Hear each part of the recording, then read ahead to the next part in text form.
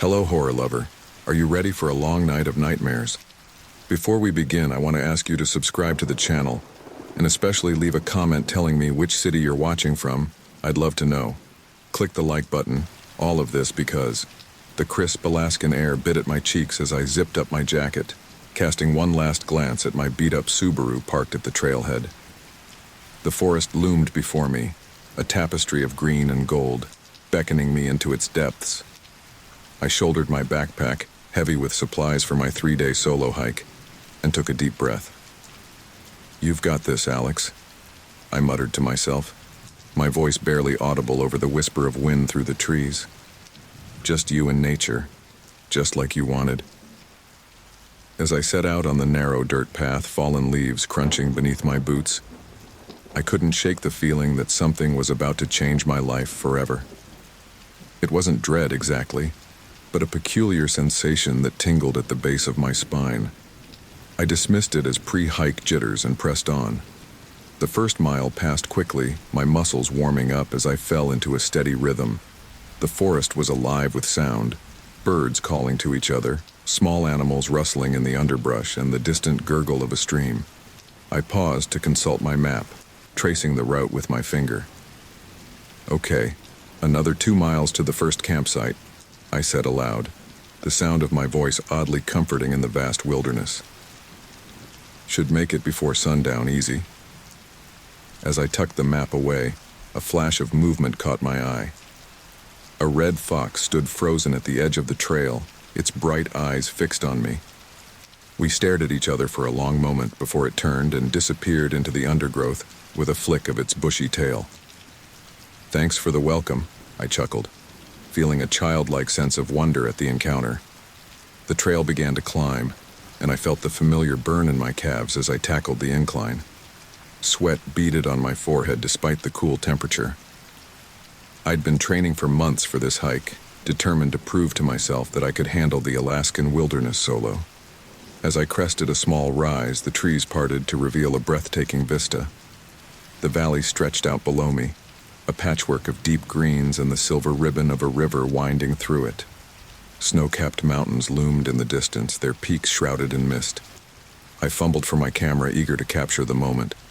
"Wow," I breathed, snapping several photos. "This is why I came here." I was so engrossed in the view that I almost missed the sound.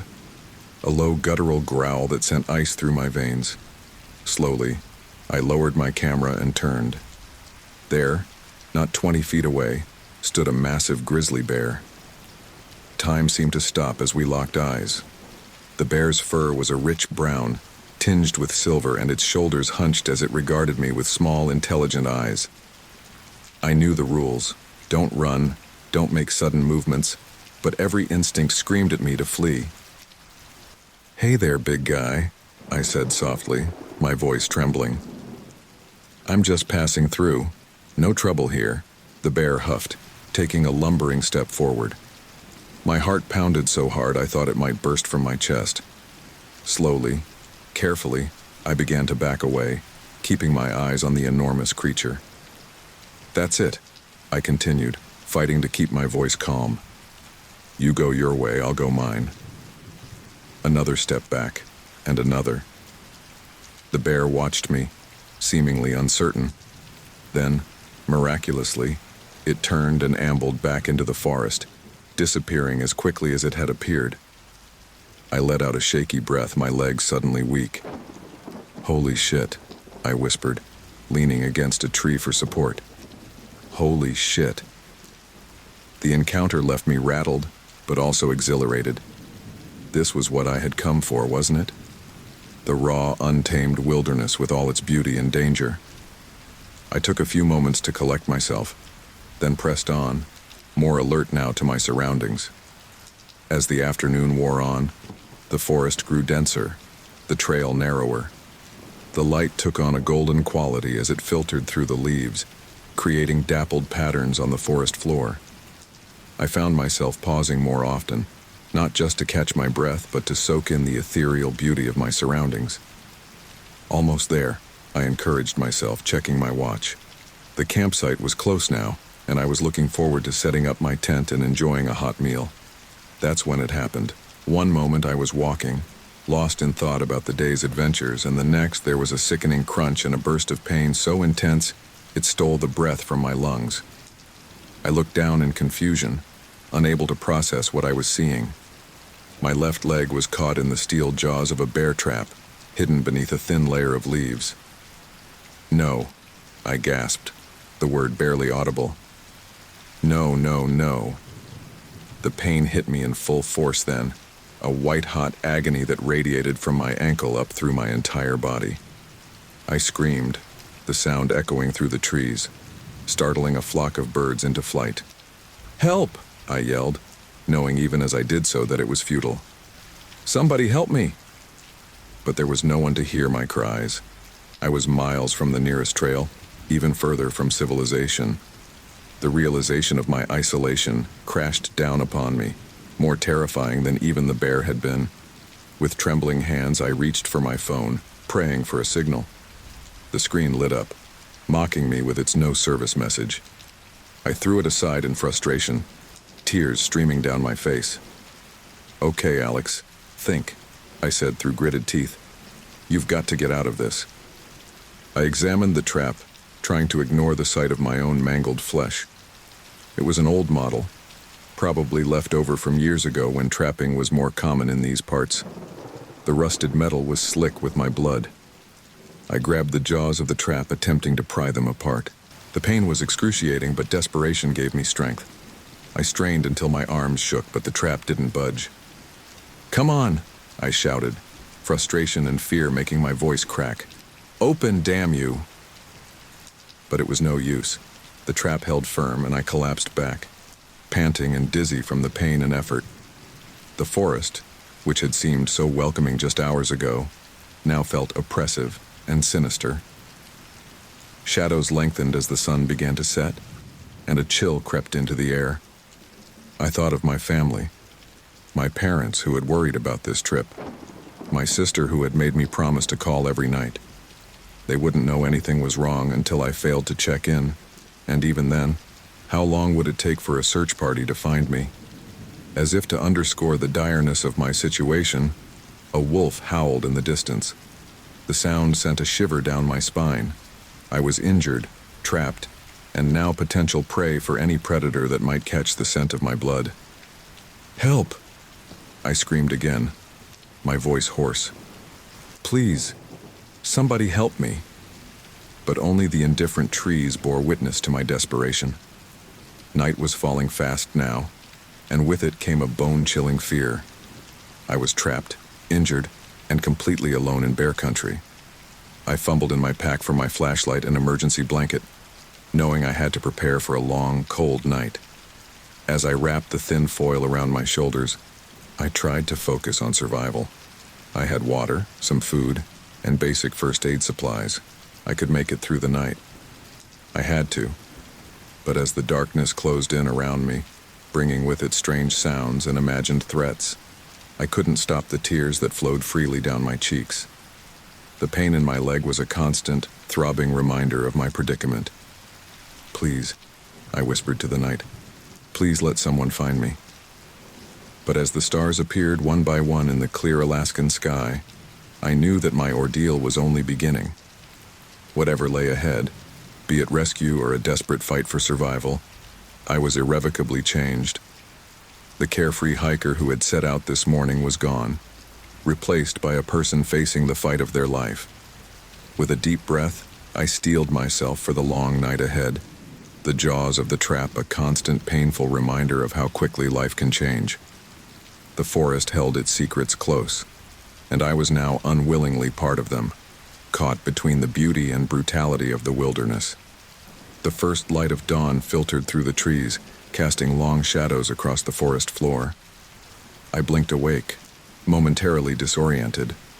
For a blissful second, I thought I was in my tent, ready to start another day of hiking. Then the pain hit me like a freight train and reality came crashing back. "Fuck," I hissed through clenched teeth, the events of yesterday flooding back. The bear trap, my leg, the isolation.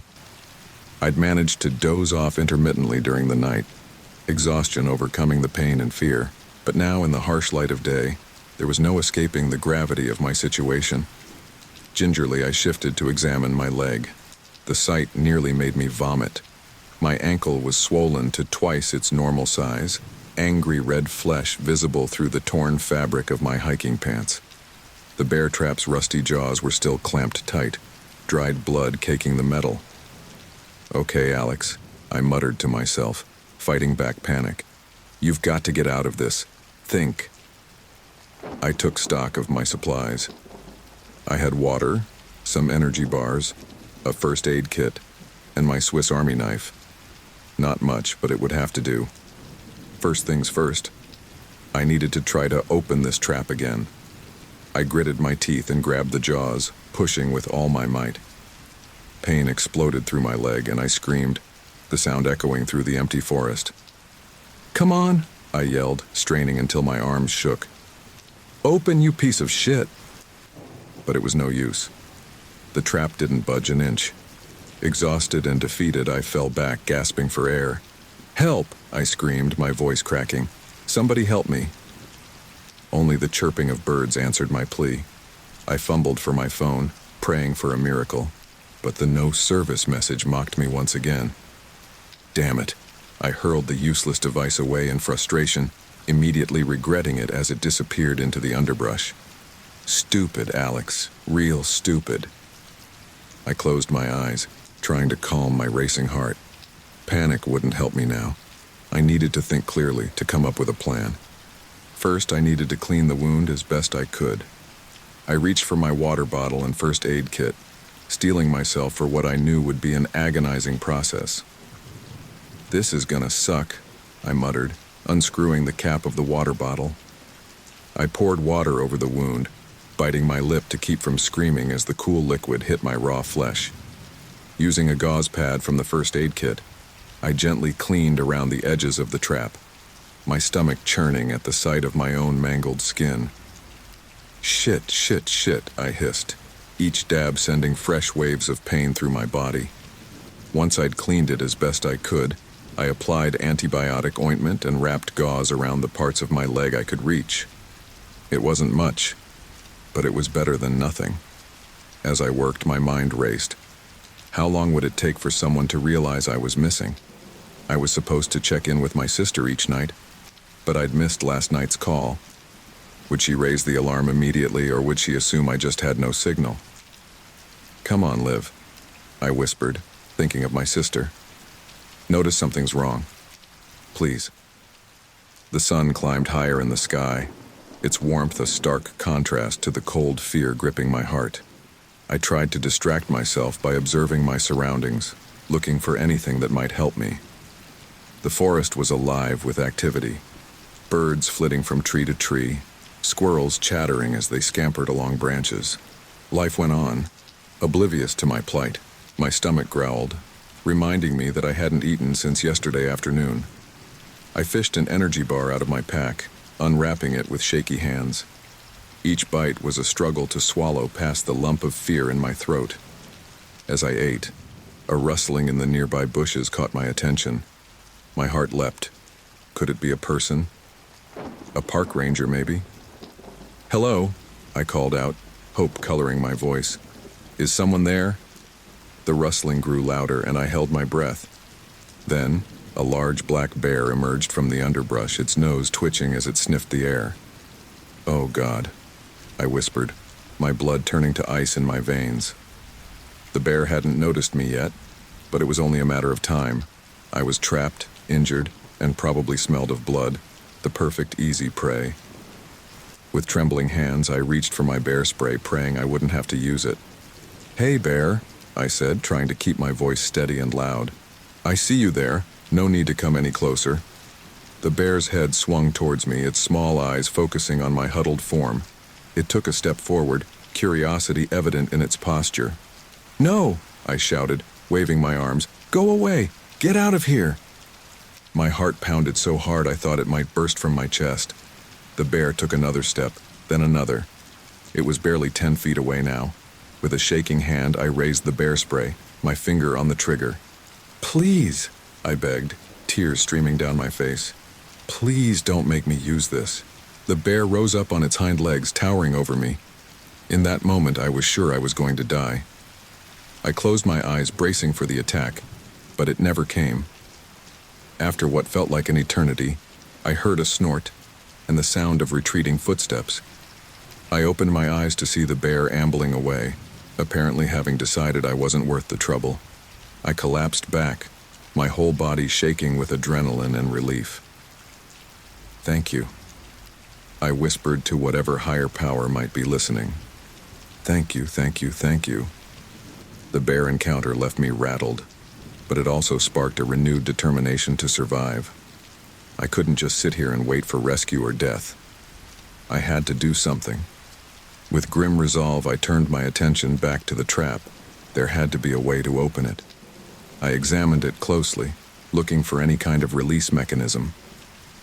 "Come on," I muttered, running my fingers along the rusted metal. "Give me something to work with here." After what felt like hours of poking and prodding, I found a small lever hidden beneath layers of rust and dirt.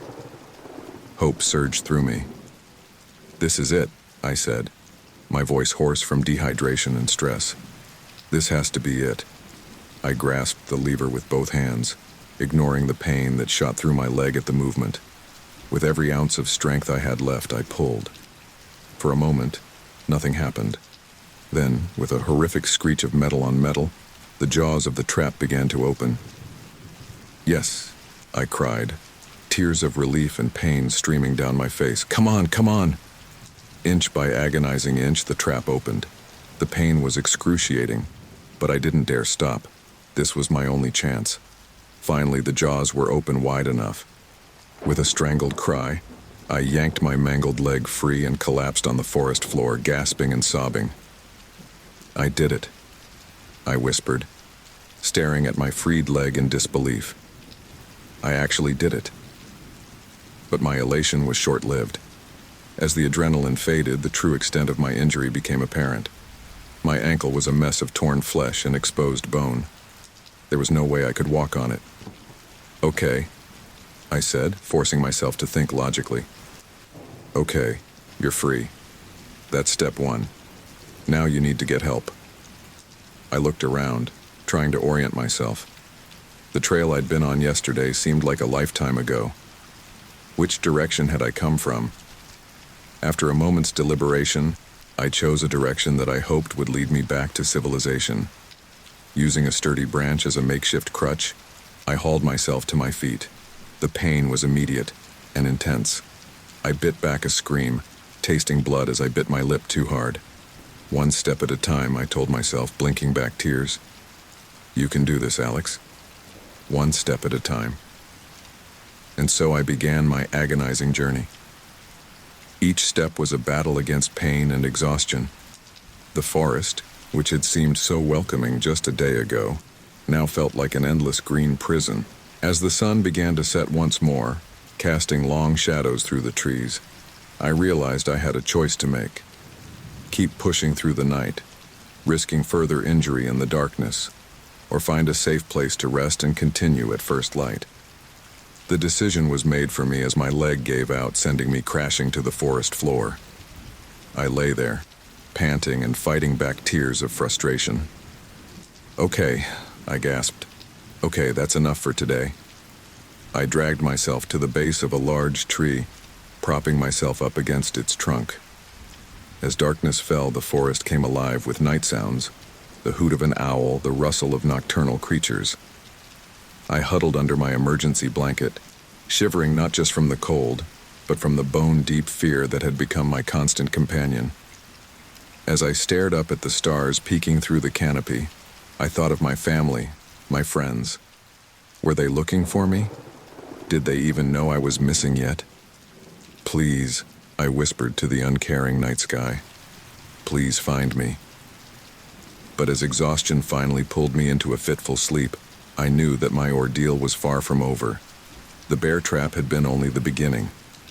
Now, injured and alone, I faced a desperate race against time, with the unforgiving Alaskan wilderness as my adversary.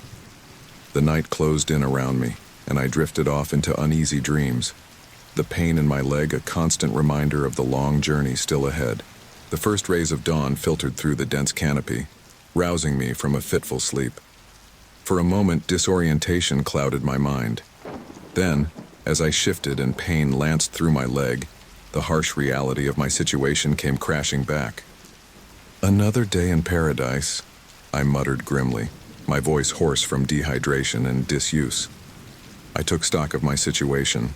The makeshift bandage on my leg was soaked through with blood and pus, and the skin around the wound was an angry red, hot to the touch. Infection was setting in, and I knew that without proper medical attention, things would only get worse. "Okay, Alex," I said to myself, trying to summon some courage. "You've got to keep moving. Help isn't going to find you here." With gritted teeth, I used the tree trunk to haul myself to my feet. The world spun for a moment, and I had to close my eyes to fight off a wave of nausea. "Come on, legs," I growled. "Don't fail me now." I took a tentative step, leaning heavily on my makeshift crutch. The pain was excruciating, but I forced myself to keep going. Each step was a battle of will, a test of my determination to survive. As I limped along, I tried to distract myself from the pain by talking out loud. "You know, when I planned this hike, I was thinking more commune with nature, less fight for survival in the wilderness. Guess I should have read the fine print." The forest was alive with morning sounds, birds chirping, small animals scurrying through the underbrush. Under different circumstances, I might have found it beautiful. Now it just felt like the wilderness was mocking me with its indifference to my plight. After what felt like hours but was probably only about 30 minutes, I had to stop. My leg was throbbing and I was drenched in sweat despite the cool morning air.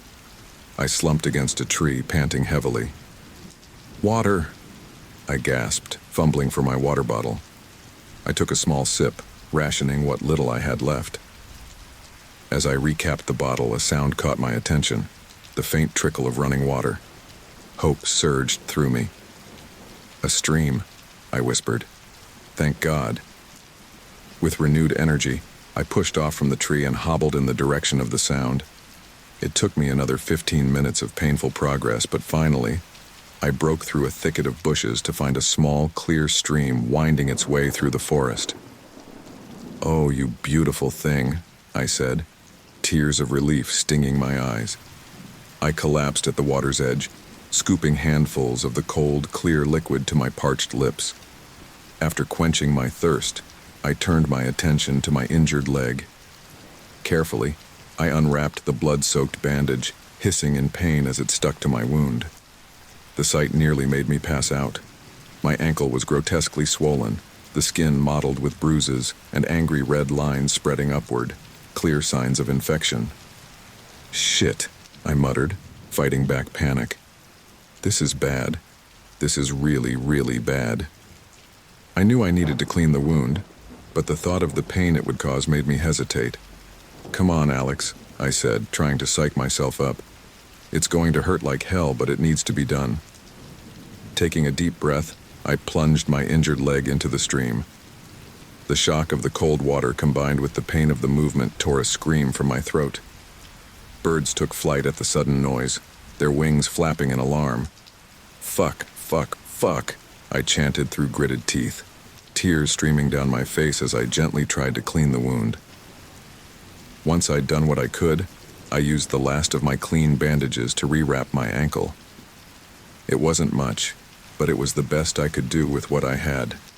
As I sat there catching my breath and trying to gather the strength to move on, a rustling in the bushes across the stream caught my attention.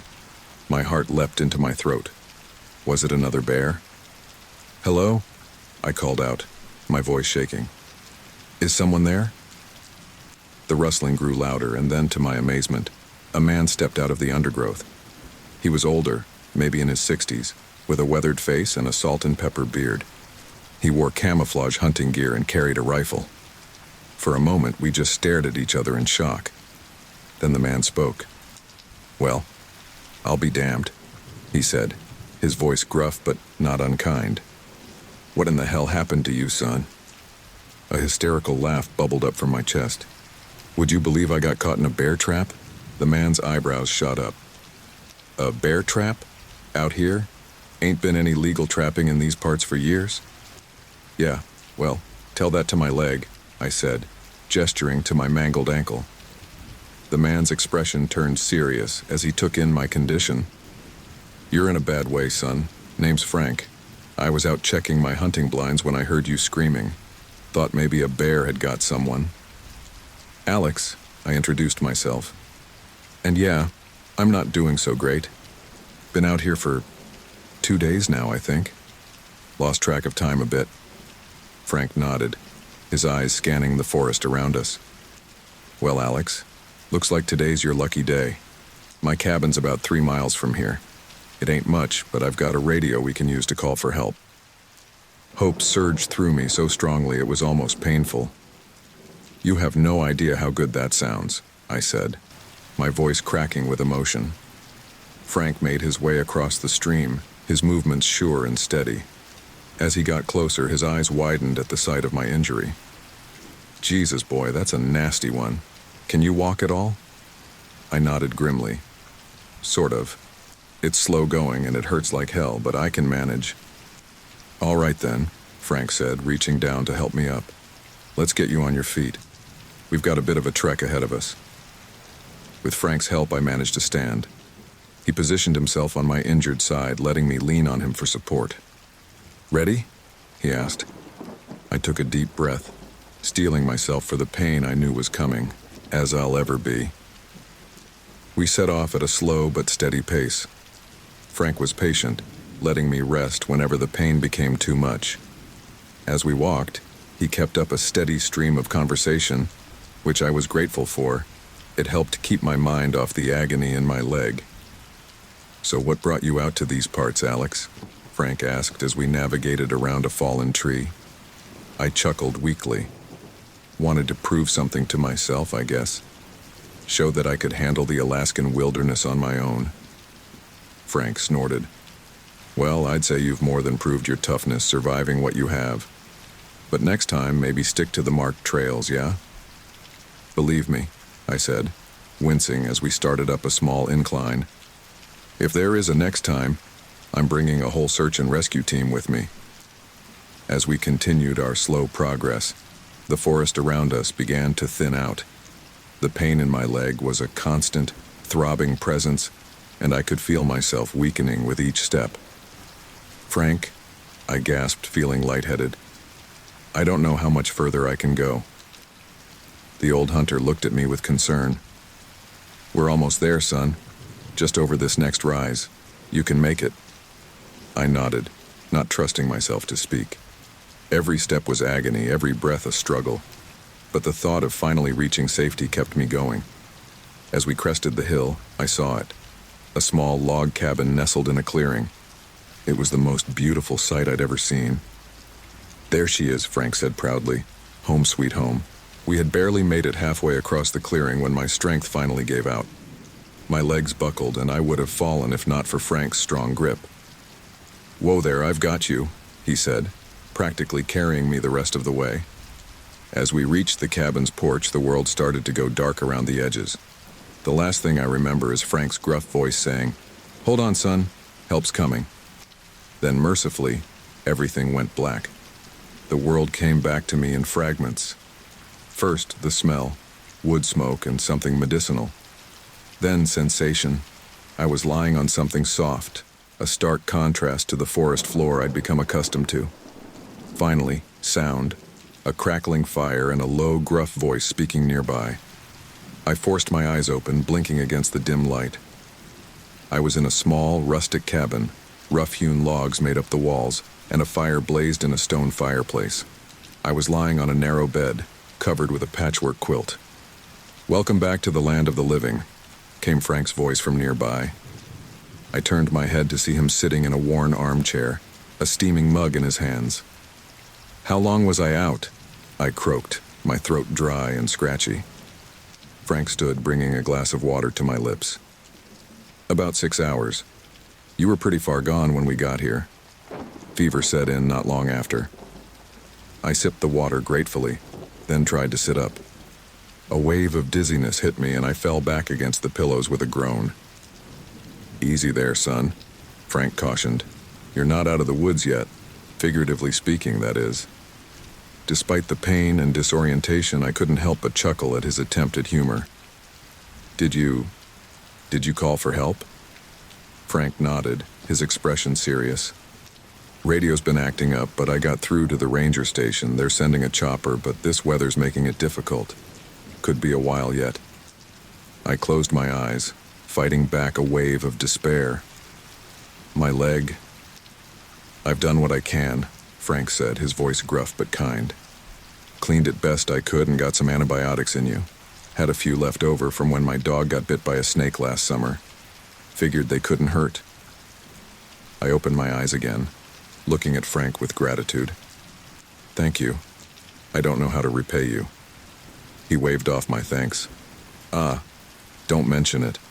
Anyone would have done the same." But I knew that wasn't true. In this vast wilderness, Frank had been my miracle, my lifeline. As if reading my thoughts, Frank cleared his throat awkwardly. "So, you feeling up to telling me how you ended up in this mess?" I nodded, wincing as I shifted to a more comfortable position. "I was on a solo hiking trip, wanted to challenge myself, prove I could handle the Alaskan wilderness." Frank snorted. "Well, I'd say you got more of a challenge than you bargained for." "You can say that again," I agreed ruefully. Everything was going fine until I stumbled into that damn bear trap. Hidden under some leaves, didn't see it until it was too late. Frank's bushy eyebrows furrowed. "That's mighty strange. Trapping's been illegal in these parts for years now.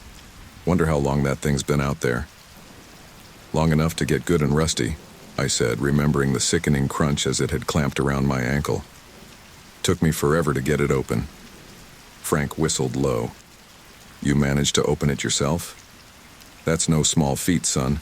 Those things are designed to hold bears, after all."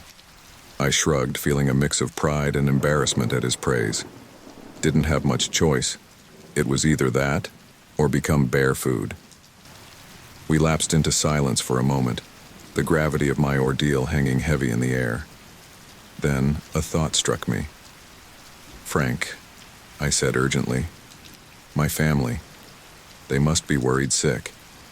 Is there any way to let them know I'm okay?" Frank's expression turned apologetic. "Sorry, son. The radio's barely strong enough to reach the ranger station. Cell phones don't work out here, as I'm sure you discovered." I nodded, remembering the useless device I'd hurled away in frustration. Another wave of guilt washed over me as I thought of my sister, Liv. She must be out of her mind with worry by now. As if sensing my distress, Frank stood up. "Tell you what, why don't I rustle us up some grub? You look like you could use a good meal." I realized then that I was ravenous. "That sounds amazing, thank you." While Frank busied himself in the small kitchen area, I took stock of my condition. My leg was throbbing, but the pain seemed duller than before. Whether that was due to the antibiotics or simple exhaustion, I couldn't tell. I managed to prop myself up on my elbows, getting a better look at my surroundings. The cabin was small but cozy, filled with the kind of odds and ends one would expect from a lifetime of hunting and trapping. Mounted antlers adorned the walls, and well-worn books filled a small shelf. "You live out here year-round?" I called to Frank. He glanced over his shoulder as he stirred something on the small stove. "Nah, just during hunting season. Got a place in town for the rest of the year. The wife prefers it that way." "Your wife doesn't join you out here?" Frank chuckled. "Margaret? Nah. She says one of us has to stay civilized. This is my retreat, I suppose you'd call it." As he spoke, a savory aroma filled the cabin, making my stomach growl audibly. "Hope you like venison stew," Frank said, ladling the steaming mixture into 2 bowls. "It's about all I've got that isn't canned or dried." He brought the bowls over, helping me sit up properly before handing me one. The rich, meaty smell made my mouth water. "It smells incredible," I said, taking a cautious sip. The flavors exploded on my tongue. Tender meat, root vegetables, and a blend of herbs I couldn't identify. Oh man, this is amazing. Frank looked pleased. Old family recipe. Margaret says it's the only reason she keeps me around. We ate in companionable silence for a while. The only sounds the clink of spoons against bowls and the crackling of the fire. As I finished my stew, I felt stronger than I had in days. So, Frank said, setting his empty bowl aside, what do you do when you're not getting trapped in the wilderness? I chuckled weakly. I'm a software engineer, spend most of my days staring at computer screens. Guess that's part of why I wanted to do this trip. Get away from technology for a while, you know? Frank nodded sagely. Nature has a way of reminding us of what's important, though I reckon you could have done without quite such a harsh lesson. You can say that again, I agreed fervently. Just then a burst of static from the radio in the corner made us both jump. Frank hurried over, fiddling with the dials. This is Ranger Station Delta. Come in, Frank. Do you copy? A tinny voice crackled through the speaker. I copy, Delta, Frank responded, shooting me a hopeful look. Any news on that chopper? There was a moment of static then. Weather's clearing up. ETA about 2 hours. How's your guest holding up? Frank glanced at me. He's awake and alert. Legs in bad shape, but he's tough. Roger that. Tell him to hang tight. Help's on the way. As the radio fell silent, I felt a surge of emotions. Relief, hope, and a touch of fear. The ordeal wasn't over yet, but for the first time since stepping into that bear trap, I felt like I might actually make it out of this alive. Frank turned to me, a smile crinkling his weathered face. You hear that, son? 2 hours and you'll be on your way to a real hospital. I nodded, suddenly feeling overwhelmed. Frank, I don't know how to thank you. If you hadn't found me... He held up a hand, cutting me off. None of that now. You're not out of the woods yet, figuratively or literally. Save your thanks for when you're all patched up. I managed a weak smile. Fair enough. But seriously, Frank, you saved my life. Frank looked uncomfortable with the praise, but nodded gruffly. Well, let's just say you owe me a beer next time you're in town. Assuming you ever want to set foot in these woods again, that is. I laughed, wincing as the movement jostled my injured leg. I think I've had enough wilderness adventure to last me a lifetime. As we settled in to wait for the rescue helicopter, I found myself reflecting on the past few days. The terror, the pain, the moments of despair, they all seemed somehow distant now, like a bad dream fading in the light of day. But as I looked at Frank, this gruff stranger who had become my savior, I realized that I had also experienced something profound out here. A reminder of the strength of the human spirit and the unexpected kindness of strangers. Whatever lay ahead, surgery, recovery, facing my worried family, I knew I could handle it. After all, I had survived the Alaskan wilderness. Everything else was just details. As the first faint sounds of helicopter blades reached our ears, I closed my eyes, letting out a long breath. The battle wasn't over, but for the first time in days I allowed myself to believe that everything might just turn out okay. The rhythmic thump of helicopter blades grew louder, drowning out the crackle of the fire in Frank's cabin. My heart raced with a mixture of relief and apprehension. Help was finally here, but I knew the ordeal was far from over. Frank helped me sit up, his weathered hands surprisingly gentle. You ready for this, son? I nodded, grimacing as pain shot through my leg. As ready as I'll ever be. The cabin door burst open, and 2 paramedics rushed in, their orange jumpsuits a stark contrast to the rustic interior. They moved with practiced efficiency, asking rapid-fire questions as they assessed my condition. Male, early 30s, trapped in the wilderness for approximately 3 days. One paramedic rattled off to his partner. Severe leg injury from a bear trap, signs of infection present. I tried to focus on their voices, but the pain and exhaustion were taking their toll. The world seemed to blur around the edges. Stay with us, buddy, the other paramedic said, noticing my fading consciousness. What's your name? Alex. I managed to mumble. All right, Alex, we're going to get you out of here. It might hurt a bit, but we need you to stay awake for us, okay? I nodded weakly. As they prepared to move me, I caught sight of Frank hovering anxiously in the background. Frank, I called out, my voice barely above a whisper. Thank you. For everything. The old hunter nodded gruffly, emotion evident in his eyes despite his stoic expression. You take care, Alex, and remember, you owe me that beer. A ghost of a smile crossed my lips before pain overtook me again. The paramedics lifted me onto a stretcher, each movement sending shockwaves of agony through my body. I bit back a scream, tasting blood as I bit my lip too hard. The journey from the cabin to the helicopter was a blur of pain and disorienting motion. The forest I had struggled through for days now passed beneath me in a matter of minutes. As we lifted off, I caught one last glimpse of Frank's cabin, a tiny oasis of safety in the vast wilderness. Inside the helicopter, the noise was deafening. One of the paramedics leaned close to my ear, shouting to be heard over the roar of the engines. We're taking you to Fairbanks Memorial Hospital. It's about an hour flight. Try to relax if you can. Relax. Right. As if that was possible, with my leg feeling like it was on fire and my mind racing with thoughts of what lay ahead. Instead, I focused on the steady beep of the heart monitor they'd attached to me, using it as an anchor to keep myself from spiraling into panic. Time seemed to stretch and compress strangely during the flight. At times, I drifted in and out of consciousness, the pain medication they'd administered making the world hazy and distant. Other moments were crystal clear, filled with sharp spikes of pain that cut through the fog.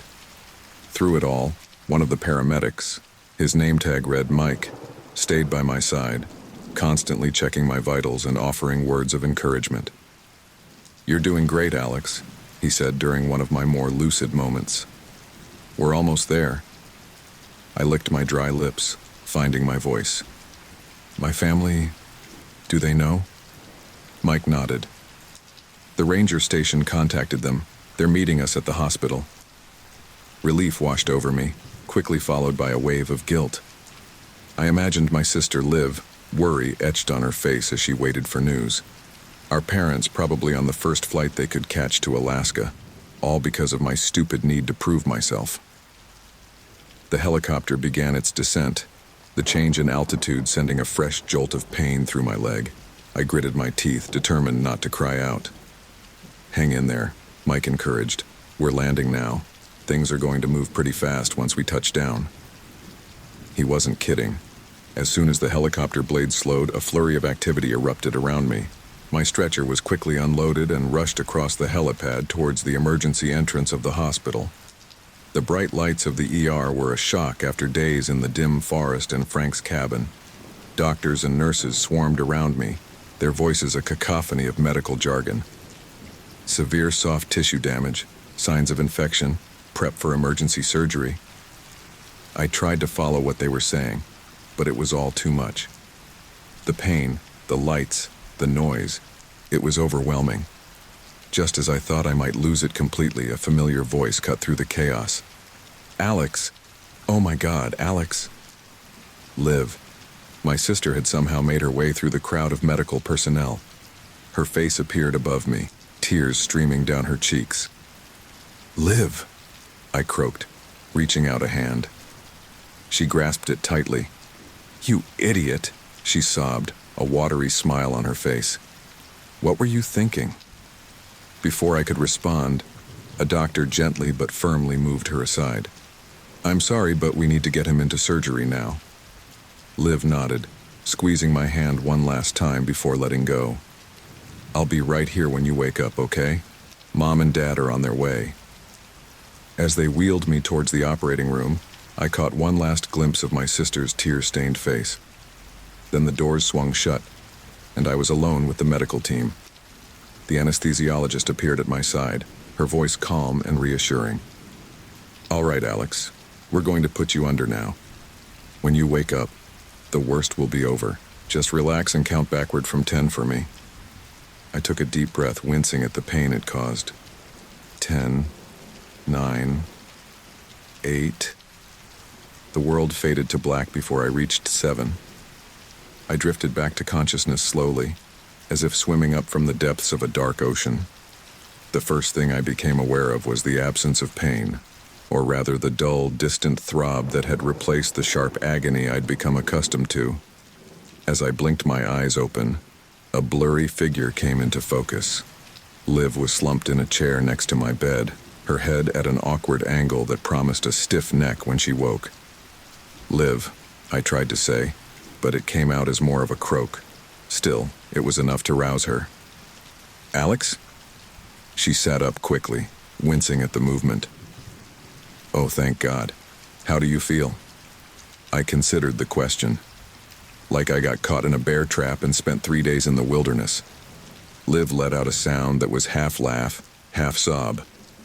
"Well, your terrible sense of humor is intact, at least."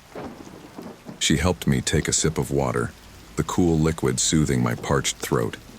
As the fog of anesthesia continued to lift, I became more aware of my surroundings.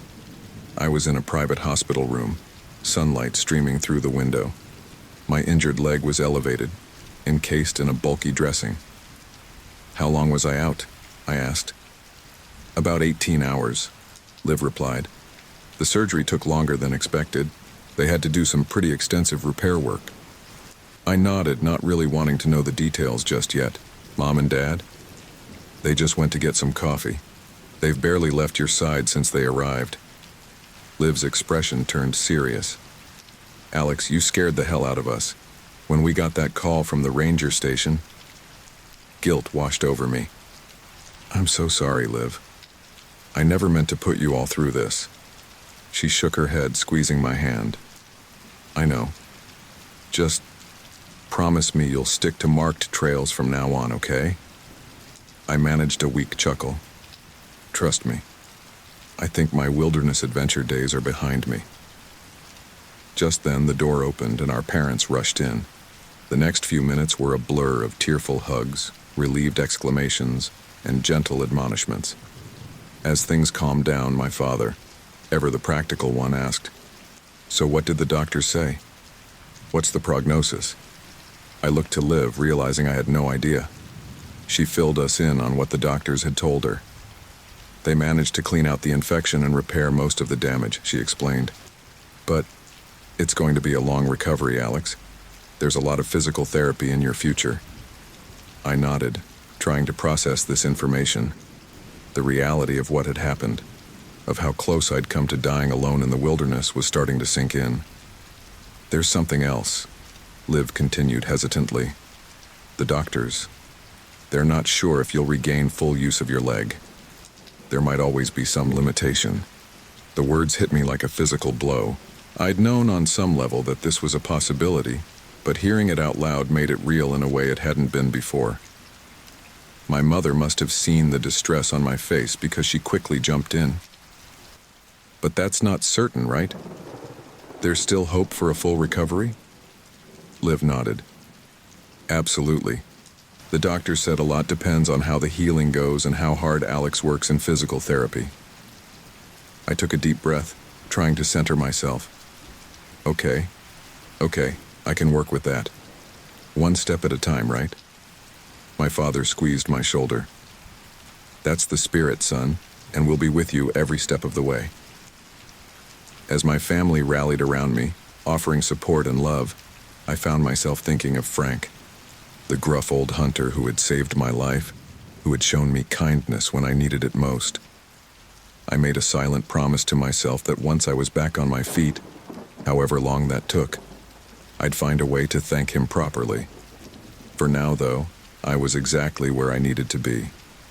The long journey of recovery lay ahead, but I wasn't alone anymore. And after what I'd been through, I knew I could face whatever challenges came my way. As the conversation around me turned to logistics, how long I'd be in the hospital, arrangements for my care once I was discharged, I found myself drifting off again. But this time, it wasn't the darkness of unconsciousness that claimed me, but the healing embrace of normal sleep. The last thing I remember before dozing off was the warm pressure of Liv's hand in mine, a constant reminder that I was safe, I was loved, and against all odds, I had made it home. The rhythmic beeping of hospital machines had become the soundtrack to my days. 2 weeks had passed since my rescue, and while the immediate danger was over, the road to recovery stretched out before me like an endless highway. I was propped up in bed, idly flipping through channels on the small TV mounted on the wall, when a knock at the door interrupted my boredom. "Come in," I called out, expecting another nurse for the hourly checkup. To my surprise, it was Dr. Amelia Chen, the orthopedic surgeon who had pieced my leg back together. Her presence outside of rounds was unusual, and I felt a flutter of anxiety in my chest. "Alex," she greeted me with a small smile. "How are you feeling today?" I shrugged, wincing slightly at the movement. "About the same. Restless, I guess." Dr. Chen nodded, pulling up a chair beside my bed. "That's understandable. Actually, that's part of why I'm here. We think it's time to start discussing your rehabilitation plan." My heart rate picked up. "Does that mean I can get out of here soon?" "Potentially," she replied, her expression turning serious. "But Alex, I want to be clear. The road ahead is going to be challenging. The damage to your leg was extensive. We're looking at months of intensive physical therapy." I swallowed hard, the reality of my situation hitting me anew. "And what are the chances of a full recovery?"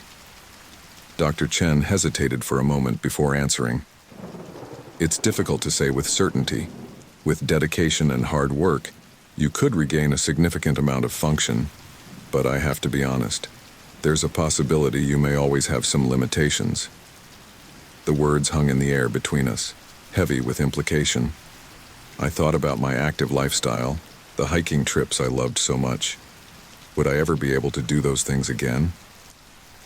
Sensing my distress, Dr. Chen leaned forward, her voice gentle but firm. "Alex, I know this is hard to hear, but I've seen patients with injuries as severe as yours make remarkable recoveries. It all depends on your determination and willingness to put in the work." I nodded, trying to muster up some optimism. "So, what's the next step?" "We'd like to start you on some gentle exercises here in the hospital," she explained. "Once you're stable enough, we'll transfer you to a rehabilitation facility for more intensive therapy." As Dr. Chen outlined the plan, I found myself drifting, the enormity of what lay ahead overwhelming me. She must have noticed my distraction because she paused, placing a hand on my arm. "Alex, are you all right? I know this is a lot to take in." I blinked, focusing back on her concerned face. "Yeah, sorry, it's just... I never imagined something like this could happen, you know? One minute I'm out enjoying nature, the next..." Dr. Chen nodded sympathetically. "Life can change in an instant. But you're alive, Alex. You survived against incredible odds. That same strength will see you through this recovery." Her words sparked something in me, a flicker of the determination that had kept me going in the wilderness. I took a deep breath, squaring my shoulders as best I could in the hospital bed. "Okay, Doc. Let's do this. When do we start?" A smile broke across Dr. Chen's face. "That's what I like to hear. We'll begin tomorrow morning. For now, get some rest. You're going to need it." After Dr. Chen left, I lay back, my mind racing. The challenge ahead was daunting, but I was alive. After what I'd been through in the forest, I knew I could face anything. The next morning came early, heralded by a cheerful voice that cut through my uneasy sleep. "Rise and shine, sleeping beauty. Time to get those muscles moving." I cracked open an eye to see a tall, muscular man with a buzz cut and an impossibly wide grin standing at the foot of my bed. He wore scrubs with PT emblazoned on the chest. "Who are you?" I mumbled, still groggy from sleep and pain medication. "I'm Jake, your physical therapist and personal torturer for the foreseeable future," he announced, his grin never faltering. "Ready to start your journey back to the land of the vertical?" I groaned, already regretting my enthusiasm from yesterday. "Do I have a choice?" Jake laughed, a booming sound that seemed too big for the small hospital room. "That's the spirit. Now let's start with some simple exercises to get the blood flowing. What followed was an hour of what Jake cheerfully called gentle stretching, but felt more like medieval torture to my atrophied muscles. By the end, I was drenched in sweat and panting. "Great job, champ," Jake said, patting me on the shoulder. "Same time tomorrow. Rest up." As he left, I collapsed back onto my pillows, wondering what I'd gotten myself into. The days began to blur together, each one a cycle of pain, effort, and small, hard-won victories. Jake's relentless optimism became both a source of irritation and motivation. On my darkest days, when the pain seemed insurmountable and progress non-existent, his unwavering belief in my recovery kept me going. It was on one of these difficult days, about a week into my therapy, that I had an unexpected visitor. I was sitting up in bed, frustration etched on my face as I struggled to bend my knee even a few degrees, when a gruff voice from the doorway made me look up. "Well, don't you look like something the cat dragged in?" My jaw dropped. "Frank?" There he stood, the old hunter who had saved my life, looking decidedly uncomfortable in the sterile hospital environment. He held his worn baseball cap in his hands, twisting it nervously. "Hope you don't mind me dropping by," he said, stepping into the room. "The Rangers gave me an update on your condition, and I was in town for supplies, so—" I felt a grin spread across my face, the first genuine smile in days. "Mind? Frank, you saved my life. You're welcome here any time." He waved off my gratitude, settling into the chair beside my bed. "Ah, none of that now, just wanted to see how you were getting on." We fell into an easy conversation, Frank's no-nonsense attitude a refreshing change from the forced cheer of the hospital staff. He told me about the changes in the forest as summer gave way to fall, and I found myself transported back to those woods. Not with fear this time, but with a strange sort of longing. As our chat wound down, Frank's expression grew serious. "Listen, Alex, I've seen a lot of injuries in my time, some that laid men low for good. But I've also seen folks come back from things doctors said they never would." He leaned forward, his eyes intense. "The difference ain't in the injury, it's in here." He tapped his temple. "You survived 3 days in some of the roughest country there is with a mangled leg. You've got the grit. Don't you forget that." His words hit me hard, cutting through the fog of self-pity I'd been wallowing in. I nodded, unable to speak past the lump in my throat. Frank stood, seemingly embarrassed by the emotional turn of the conversation. "Well, I best be going. Got a long drive back." As he turned to leave, I called out, "Frank, wait." He paused at the door, looking back. "That beer I owe you," I said. "I haven't forgotten. Once I'm back on my feet, I'm buying you the biggest steak dinner Fairbanks has to offer." A rare smile cracked Frank's weathered face. "I'll hold you to that, son. You just focus on healing up." After Frank left, I sat in silence for a long while, his words echoing in my mind. When Jake arrived for my afternoon session, he found me with a new light in my eyes. "Someone's looking chipper," he observed. "Good news?" I shook my head. "No news. Just a reminder of what I'm capable of." Jake's ever-present grin widened. "Now that's what I like to hear. Ready to push it a little harder today?"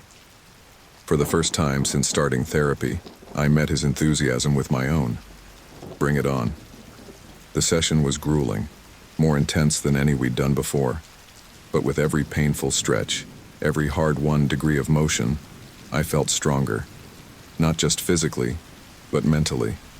I had survived the wilderness. I had faced death and come out the other side. This recovery? It was just another challenge to overcome. As Jake helped me back into bed, his usual jovial manner gave way to something more sincere. "You did good today, Alex. Real good. Whatever lit that fire under you, hold on to it." I nodded, exhausted but feeling more positive than I had in weeks. "Thanks, Jake, for everything." That night, as I drifted off to sleep, I didn't dream of bear traps or endless forests. Instead, I dreamed of mountain trails and open skies. In the dream, my leg was strong, carrying me forward step by step. It was just a dream, I knew. The reality of my recovery would be far more difficult, filled with setbacks and frustrations. But for the first time since the accident, I truly believed I would walk those trails again someday. As consciousness faded, I made a silent promise to myself, to Frank, to everyone who had helped me. I would not just survive this. I would thrive.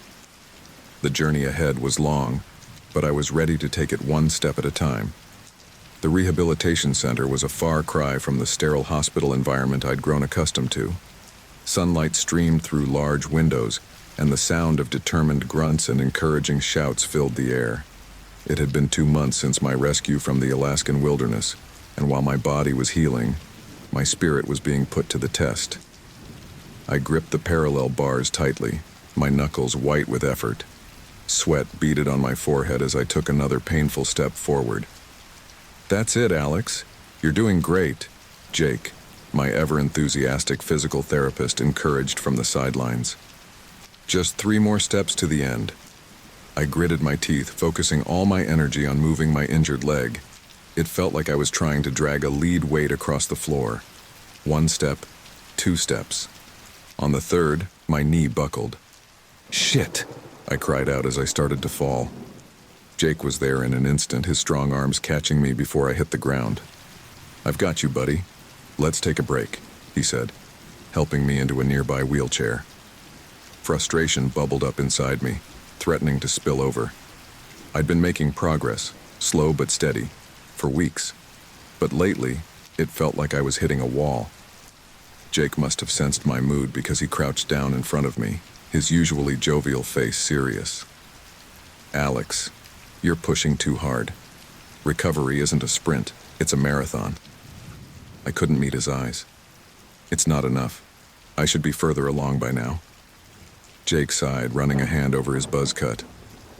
"Look, why don't we call it a day? Get some rest and we'll hit it fresh tomorrow." I nodded glumly, too tired to argue. As Jake wheeled me back to my room, I couldn't shake the feeling that I was letting everyone down. My family, my doctors, even Frank, the old hunter who had saved my life. Back in my room, I transferred myself from the wheelchair to the bed, wincing at the pain that shot through my leg. I was so focused on my own misery that I almost didn't notice the flashing light on my phone indicating a new message. It was from Liv, my sister. "Hey bro, how's PT going? Mom and Dad are asking if you want visitors this weekend. Let me know, love you." Guilt washed over me. I'd been pushing my family away, embarrassed by my slow progress and frustrated with my limitations. I knew they wanted to help, but their concern sometimes felt suffocating. Before I could talk myself out of it, I hit the call button. "Alex," Liv's voice was warm and surprised. "I didn't expect to hear from you so soon." "Hey Liv," I said, trying to inject some cheer into my voice. "Just wanted to call and say hi." There was a pause on the other end of the line. "Are you okay? You sound off." I sighed. Leave it to Liv to see right through me. "I'm fine. Just tired, I guess." "Alex?" Her voice was gentle but firm. "Talk to me. What's going on?" And suddenly, like a dam breaking, everything came pouring out. The frustration with my slow progress, the fear that I'd never fully recover, the guilt over what I'd put everyone through. By the time I finished, I was surprised to find tears streaming down my face. Liv listened patiently, not interrupting. When I finally fell silent, she spoke. "Oh, Alex, why didn't you tell us you were struggling so much?" I wiped my eyes, embarrassed. "I didn't want to worry you guys more than I already have." "That's what family is for, you idiot," Liv said, but there was no heat in her words. "We're supposed to worry about you, support you. You don't have to do this alone." Her words hit me hard, reminding me of something Frank had said during his visit. "You survived 3 days in some of the roughest country there is with a mangled leg. You've got the grit." "You're right," I admitted. "I've been so focused on doing this on my own, proving I'm strong enough. But maybe that's not the point." "Exactly," Liv said, and I could hear the smile in her voice. "So, about this weekend, what do you say we come up and visit? Maybe bring you some real food to break up the hospital monotony? For the first time in weeks, I felt a genuine smile tug at my lips. That sounds great, actually. Thanks, Liv. After we hung up, I lay back on my bed, staring at the ceiling. The conversation with Liv had lifted a weight I hadn't even realized I'd been carrying. But it had also stirred up memories of my time in the wilderness, the terror, the pain, but also the strange moments of beauty and peace. I must have dozed off because the next thing I knew I was startled awake by a clap of thunder. A fierce storm had rolled in, rain lashing against the windows. The room was dark, lit only by occasional flashes of lightning. As I lay there, listening to the storm rage outside, a vivid memory washed over me. I was back in the forest, huddled beneath a rocky overhang as a similar storm raged around me. I remembered feeling small, vulnerable, certain that I would die there alone. But I hadn't died. I'd survived, against all odds. A particularly bright flash of lightning illuminated the room, and in that brief moment, something caught my eye. There, on the bedside table, was the small carved wooden fox Frank had given me before I left the hospital. "To remind you of your strength," he'd said gruffly, clearly uncomfortable with the gesture. I reached out and picked up the carving, running my fingers over its smooth surface. In that moment, something shifted inside me. The fear and frustration that had been building for weeks began to ebb away, replaced by a quiet determination. I thought about everything I'd been through, the bear trap, the days of agony in the wilderness, the grueling surgery and recovery. I'd faced death and come out the other side. This plateau in my recovery? It was just another obstacle to overcome. With a newfound resolve, I swung my legs over the side of the bed. Pain shot through my injured leg, but I gritted my teeth and pushed through it. Slowly, carefully, I stood up. For a moment, I swayed unsteadily, my leg trembling with the effort of supporting my weight. But I didn't fall. I took one step, then another, making my way to the window. Outside, the storm continued to rage. But as I stood there, watching the rain and lightning, I felt a strange sense of peace settle over me. I'd weathered worse storms than this. A knock at the door interrupted my reverie. It was Jake, making his nightly rounds. "Alex," he said, surprise evident in his voice as he saw me standing by the window. "What are you doing up?" I turned to face him, a small smile on my face. "Just watching the storm, and thinking." Jake raised an eyebrow. "Oh? What about?" "About how far I've come, and how far I still have to go." I took a deep breath. "Jake, I owe you an apology. I've been a pretty terrible patient lately." Jake waved off my apology. "Hey, no worries. Recovery is as much mental as it is physical. We all hit rough patches." I nodded, grateful for his understanding.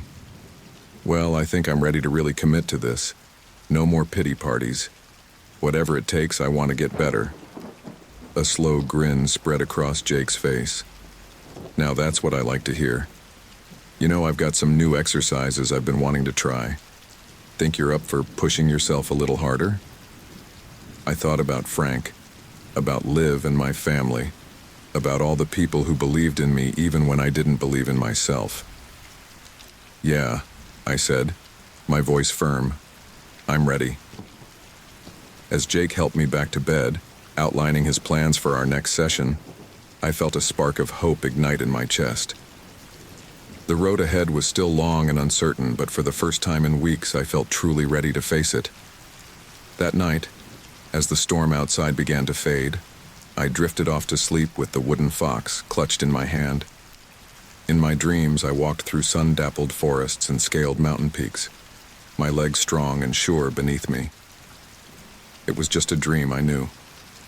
But as I slept, a part of me held on to that feeling of strength and freedom. Tomorrow would bring new challenges, new pain, new frustrations, but it would also bring new opportunities to grow, to heal, to prove to myself and everyone else that I was more than my injury. One step at a time, I told myself. One day at a time. I'd made it this far. Whatever came next, I would face it head on. The storm outside had passed and a new day was dawning. I was ready to meet it. 6 months had passed since my ill-fated encounter with the bear trap in the Alaskan wilderness.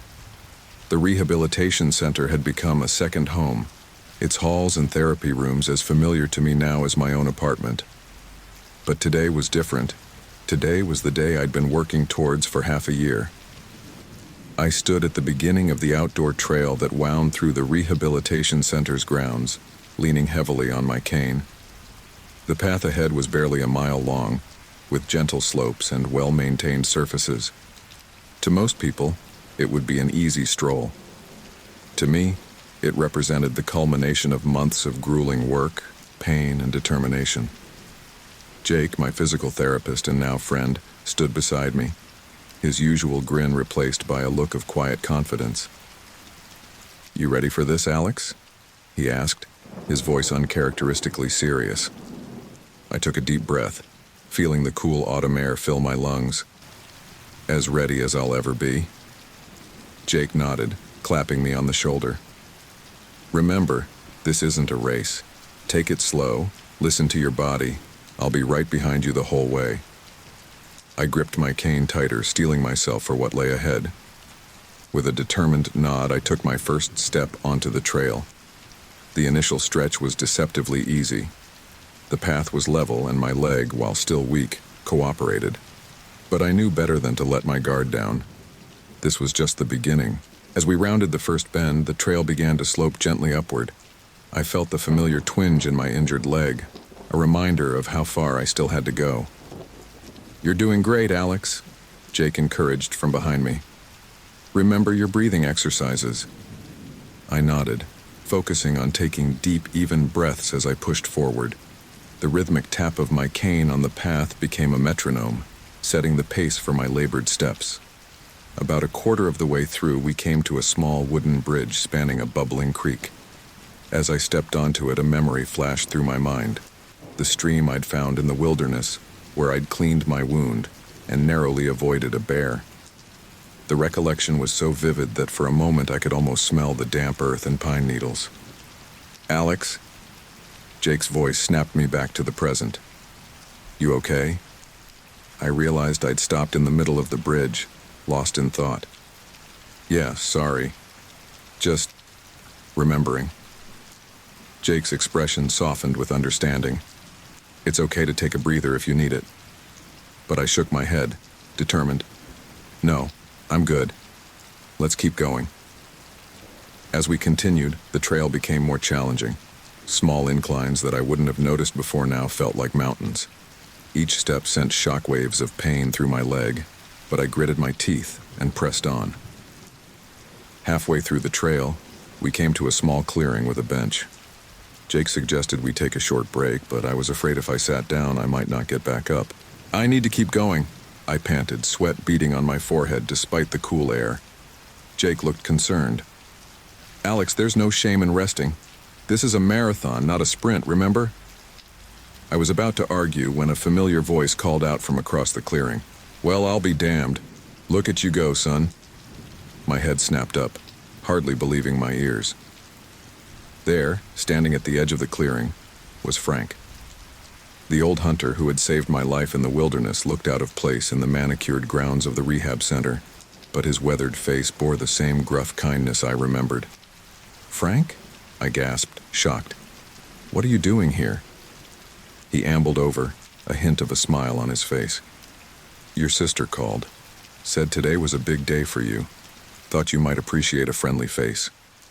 Emotion welled up in my throat, threatening to overwhelm me. Frank's presence brought back vivid memories of my ordeal, but also of the strength I'd found within myself during those harrowing days. Thank you," I managed to say, my voice thick.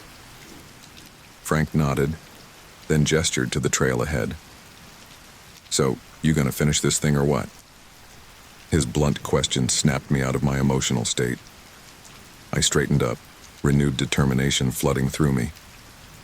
"Damn right I am," I said, my voice stronger than it had been all day. As I set off again, I could hear Frank and Jake falling into step behind me, Their presence bolstered my resolve, reminding me that I wasn't alone in this journey.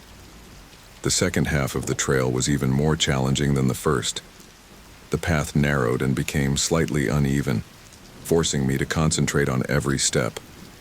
My injured leg screamed in protest, but I pushed through the pain, Jake's voice in my ear reminding me to breathe, to focus, to keep going. 3/4 of the way through, disaster struck. My cane caught on a protruding root, throwing me off balance. I stumbled, my bad leg buckling beneath me. For a heart-stopping moment, I was sure I was going to fall. But before I could hit the ground, strong hands grabbed me from both sides. Jake and Frank had moved in perfect sync, catching me before I fell. "We've got you, Alex," Jake said, his voice steady. "You're okay?" I leaned on them heavily, my leg trembling with exertion and pain. For a moment I considered giving up. The end seemed so far away and I was so tired. Then Frank spoke, his gruff voice cutting through my doubt. "You didn't give up in that forest, son. Don't you dare give up now." His words hit me like a physical force, reminding me of everything I'd been through, everything I'd overcome. Slowly, I straightened up, taking my weight back onto my own legs. "You're right," I said, my voice shaky but determined. I didn't come this far to quit now. With renewed resolve, I set off again. Each step was agony, but I forced myself to keep moving. I thought of Liv, of my parents, of all the people who had supported me through this journey. I thought of the Alex who had entered that forest 6 months ago, naive and unprepared. And I thought of the Alex I was becoming. Stronger, more resilient, unbreakable. The final stretch of the trail seemed to stretch on forever. My world narrowed to the path in front of me, each step a monumental effort. Jake and Frank's encouragements faded into background noise as I focused all my energy on moving forward. And then suddenly, I saw it, the end of the trail. With a final surge of determination, I pushed myself towards the finish line. As I took the last step off the trail, emotions overwhelmed me. Exhaustion, pain, relief, and an overwhelming sense of accomplishment crashed over me in waves. My legs finally gave out, and I sank to the ground, tears streaming down my face. Jake was there in an instant, checking me over with professional concern. "You did it, Alex. How do you feel?" I looked up at him, then at Frank, who stood nearby with an uncharacteristic smile on his face. "I feel alive," I said, my voice hoarse but filled with wonder. Frank stepped forward, extending a hand to help me up. As he pulled me to my feet, he said gruffly, "Knew you had it in you, son. Never doubted it for a second." Standing there, supported by Jake and Frank, looking back at the trail I'd just conquered, I felt a profound shift within myself. The journey wasn't over. I knew I still had a long road ahead in my recovery. But I had proven to myself that I could overcome any obstacle, face any challenge. As we made our way back to the rehab center, my legs shaky but my spirit soaring, I found myself looking forward to what came next. For the first time since the accident, the future didn't seem like a daunting challenge, but an exciting adventure. That night, as I lay in bed, exhausted but content, I held Frank's carved wooden fox in my hand. It had become a talisman of sorts, a reminder of my strength and resilience. As I drifted off to sleep, I wasn't haunted by memories of pain and fear in the wilderness. Instead, I dreamed of mountains yet to climb and trails yet to explore. The next morning, I woke to sunlight streaming through my window and a new sense of purpose. I reached for my phone, dialing a familiar number. "Hey, Liv," I said when my sister answered. "I've been thinking, how would you feel about a family camping trip once I'm out of here? Nothing too crazy, just a nice, safe, marked trail."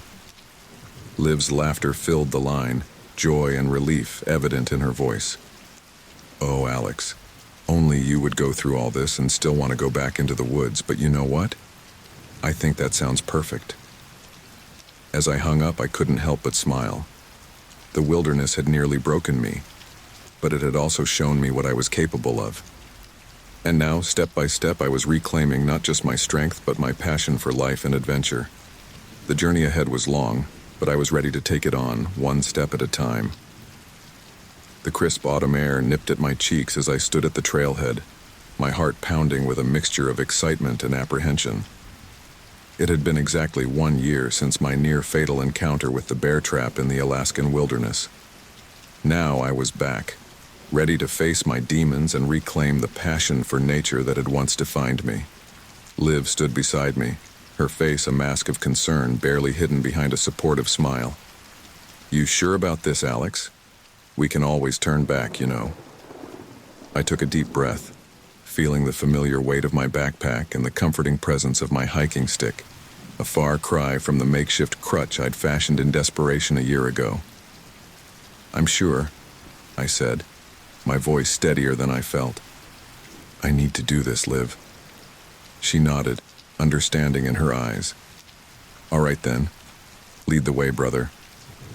We set off down the trail, this one well marked and maintained, nothing like the remote path I'd strayed from last year. My gait was still uneven, my left leg noticeably weaker than my right, but months of physical therapy had given me back a freedom of movement I once feared lost forever. As we hiked, the familiar sense of pine and damp earth filled my nostrils, bringing back a flood of memories, some terrifying, others oddly peaceful. I found myself telling Liv stories I'd held back before, not wanting to worry her. "You know, there was this moment on the second day," I said, carefully navigating a small incline, "when I saw a fox. It just stood there, staring at me. In that moment, I forgot about the pain, the fear. It was beautiful." Liv listened intently, her eyes wide. "You never told me that before." I shrugged. I guess I wasn't ready to remember the good parts along with the bad. As we continued, the trail became more challenging. My leg began to ache, a constant reminder of how far I'd come and how far I still had to go. But I pushed on, determined to reach our campsite. It was late afternoon when we finally arrived at the small clearing designated for camping. As Liv set up the tent, I stood at the edge of the site, looking out at the vast Alaskan wilderness stretching before us. "You okay?" Liv called, noticing my silence. I turned to her, a small smile on my face. "Yeah, I'm good. Just taking it all in." As the sun began to set, casting long shadows through the trees, we sat around a small campfire, its warmth a comforting barrier against the encroaching chill of the night. "Alex," Liv said hesitantly, poking at the fire with a stick, "can I ask you something?" I nodded, sensing the seriousness in her tone. "What was it really like out there? When you thought you might die?" The question hung in the air between us, heavy with unspoken emotions. I stared into the flames, gathering my thoughts. "It was terrifying," I finally said, my voice barely above a whisper.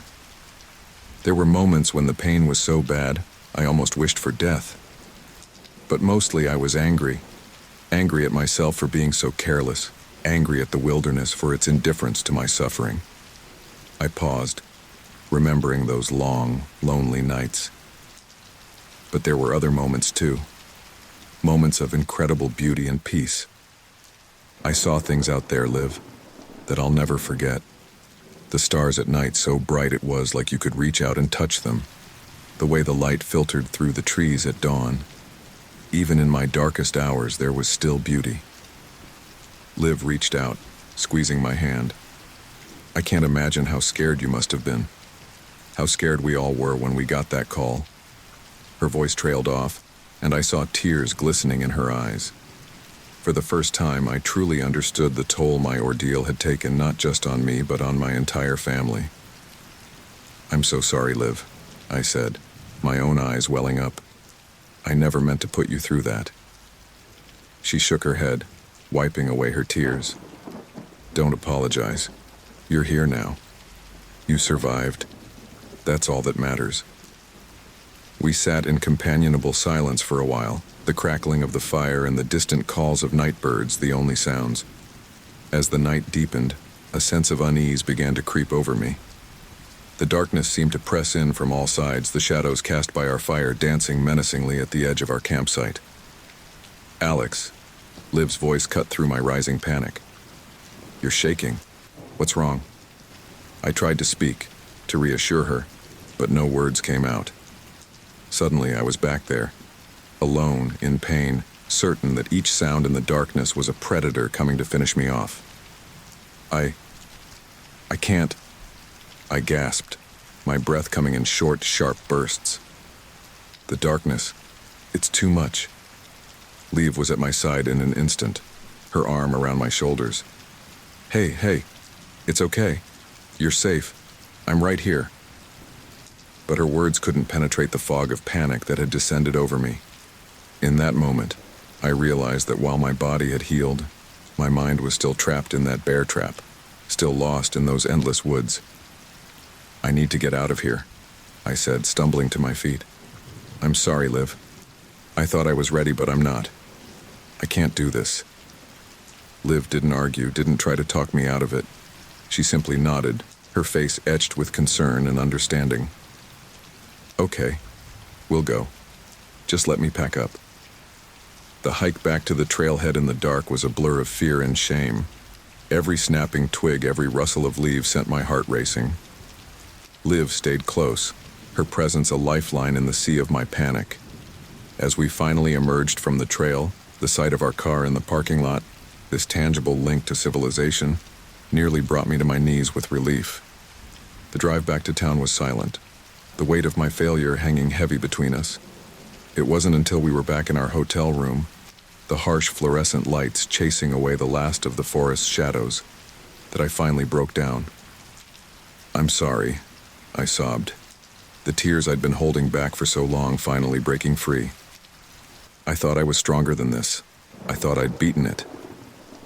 Liv sat beside me on the bed, pulling me into a tight hug. "Oh, Alex, you are strong. Look at how far you've come. This isn't a failure, it's just a setback." But her words, kind as they were, couldn't erase the bitter taste of disappointment. I had come here to reclaim my love for the wilderness, to prove to myself that the trauma hadn't beaten me. Instead, I'd fled in panic at the first sign of darkness. As the night wore on, my sobs eventually subsided, replaced by a hollow emptiness. Liv stayed awake with me, neither of us speaking, both lost in our own thoughts. When dawn finally broke, painting the sky in hues of pink and gold, I stood at the window, looking out at the town slowly coming to life. In the distance, I could see the edge of the forest, beautiful and terrifying in equal measure. "What now?" Liv asked softly, coming to stand beside me. I took a deep breath, trying to quiet the turmoil in my mind. "I don't know," I admitted. "I thought coming back here would be the end of it, you know? That I'd face my fears and everything would magically be better." Liv nodded, her eyes full of sympathy. "Recovery isn't linear, Alex. You've made incredible progress, but it's okay to still have struggles." As I stood there, watching the sun rise over the Alaskan landscape, I realized that this journey wasn't over. The bear trap had left scars not just on my body, but on my mind and spirit as well. Healing those wounds would take time, patience, and a different kind of courage than what had kept me alive in the wilderness. "I think," I said slowly, "that I need to talk to someone. A professional, I mean, about all of this." Liv squeezed my hand. "I think that's a great idea. And Alex, I'm proud of you. For coming this far, for trying, and for recognizing when you need help. That takes real strength." Her words warmed me, chasing away some of the cold despair that had settled in my chest.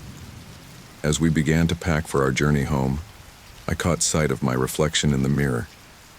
The man staring back at me was different from the one who had entered the Alaskan wilderness a year ago. Older, yes, and bearing the physical scars of my ordeal. But there was something else too, a depth in my eyes that spoke of hard-won wisdom and resilience. The wilderness had nearly claimed my life, and in many ways, it had claimed a part of me. But as I turned away from the mirror, ready to face whatever came next. I realized that it had given me something too, a new appreciation for the fragility and preciousness of existence, a gift and a burden I would carry with me always. As we left the hotel, stepping out into the crisp Alaskan morning, I took one last look at the distant forest. Someday, I promised myself I would return. Not today, not tomorrow, but when I was truly ready, in body, mind, and spirit. The wilderness had tested me, broken me, but it had not defeated me. And in that knowledge, I found a glimmer of hope for the journey ahead. The rhythmic tapping of my cane against the sidewalk echoed through the quiet suburban street. It had been 18 months since the bear trap incident, and while my physical recovery had plateaued, my mental journey was far from over. I paused at the bottom of a set of stairs leading up to a modest brownstone. The brass plaque beside the door read, Dr. Elena Reeves, Psychologist. Taking a deep breath, I began the slow climb. As I reached for the doorbell, my hand trembled slightly. These sessions always left me feeling raw and exposed, but I couldn't deny their importance in my healing process. Dr. Reeves opened the door, her kind eyes crinkling at the corners as she smiled. Alex, good to see you. Come on in. I followed her into the familiar office, settling into the comfortable armchair I'd come to think of as my own over the past few months. How have you been since our last session? Dr. Reeves asked, her voice gentle but probing. I considered the question, running my fingers over the smooth wood of my cane, a constant reminder of how my life had changed. I've been okay, I guess. The nightmares are less frequent now. Dr. Reeves nodded encouragingly. That's good progress, Alex. Can you tell me about the last nightmare you had? I closed my eyes, the vivid images flooding back. I was back in the forest. It was dark, and I could hear something moving in the underbrush. I tried to run, but my leg wouldn't work. I looked down, and the bear trap was there, clamped around my ankle. But this time, no matter how hard I tried, I couldn't get it open. And how did that make you feel? Dr. Reeves prompted. Terrified, I admitted, but also angry. Angry at myself for getting into that situation, angry at the wilderness for its indifference. Dr. Reeves leaned forward slightly. Alex, we've talked before about misplaced guilt. The trap wasn't your fault. Nature isn't capable of indifference, it simply is. I nodded, having heard this before, but still struggling to internalize it.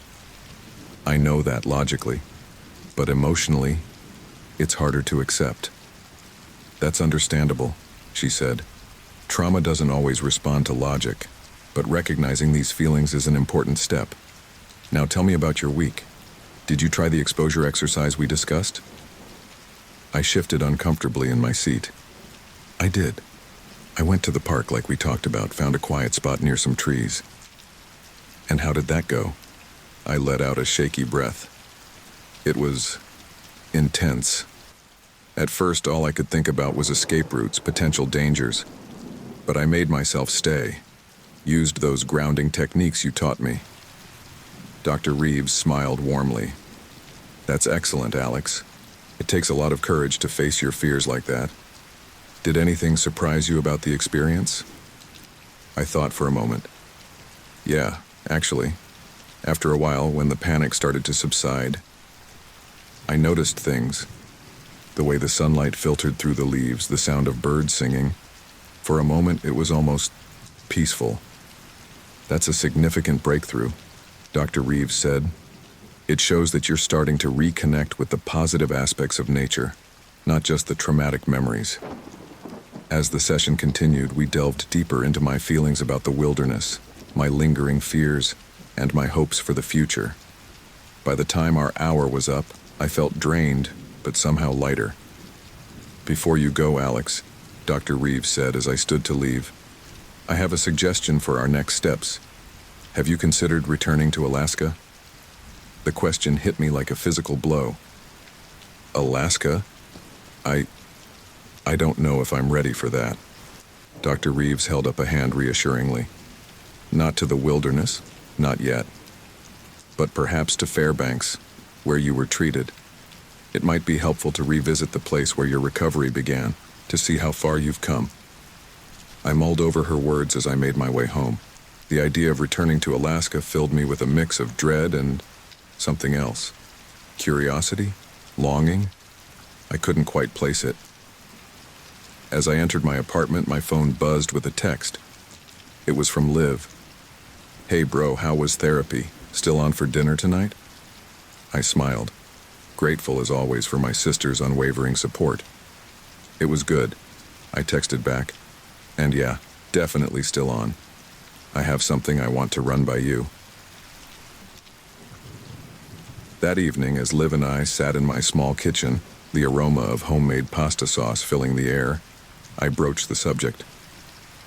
"So, Dr. Reeves had an interesting suggestion today," I began, twirling spaghetti around my fork. Liv looked up, her eyebrows raised in question. "Oh? What's that?" I took a deep breath. "She thinks I should consider going back to Alaska, not to the wilderness," I added quickly, seeing the alarm on Liv's face. "Just to Fairbanks, where I was treated." Liv was quiet for a moment, considering. "Wow, that's not big. How do you feel about it?" "Honestly, I'm terrified," I admitted. "But also, I don't know. Maybe it could be good for me to see it all again, but from a position of strength this time." Liv reached across the table, squeezing my hand. "If you think it might help, I support you. And you know I'd go with you in a heartbeat." I smiled, feeling a rush of affection for my sister. "I know you would. Let me think about it some more, okay?" Over the next few weeks, the idea of returning to Alaska took root in my mind. I found myself looking at photos of Fairbanks online, reading about the city's history and culture. Slowly, the fear began to give way to a cautious excitement. Finally, after another session with Dr. Reeves where we discussed the potential benefits and risks, I made my decision. I was going back to Alaska. The preparations for the trip were a whirlwind of activity. Liv insisted on coming with me, taking time off work to support me on this journey. As our departure date approached, I found myself growing more anxious but also more determined. The flight to Fairbanks was a surreal experience. As the landscape below transformed from cityscapes to vast wilderness, I felt my heart rate increase. Liv, sensing my distress, placed a comforting hand on my arm. "You've got this, Alex," she said softly. "Remember how far you've come." As we landed and made our way through the familiar airport, memories washed over me, being wheeled through these same halls on a stretcher, weak and in pain. But now, I walked under my own power, my cane a support rather than a crutch. Our first stop was Fairbanks Memorial Hospital. Standing in front of the building where I had spent weeks recovering, I felt a complex mix of emotions: gratitude, fear, and a strange sense of homecoming. "Do you want to go inside?" Liv asked gently. I shook my head. "Not yet. But I think I'd like to come back before we leave. Maybe thank some of the staff who took care of me." Over the next few days, we explored Fairbanks. I found myself drawn to the edges of the city, where civilization gave way to the wild. Standing at these borderlands, looking out at the vast Alaskan wilderness, I felt a familiar fear rise up, but also something else, a quiet appreciation for its beauty, its power. On our last day in Fairbanks, I made a decision that surprised even me. "Liv," I said over breakfast, "I want to go to the trailhead, where it all started." Liv's eyes widened. "Are you sure? We don't have to if you're not ready." I nodded, feeling more certain than I had in months. "I'm sure. I need to do this." The drive to the trailhead was tense, memories of that fateful day playing through my mind like a film reel. But as we pulled into the small parking area, I felt a strange calm settle over me. I stood at the edge of the trail, leaning on my cane, looking out at the forest that had nearly claimed my life. The fear was still there, a low hum in the back of my mind, but it no longer consumed me.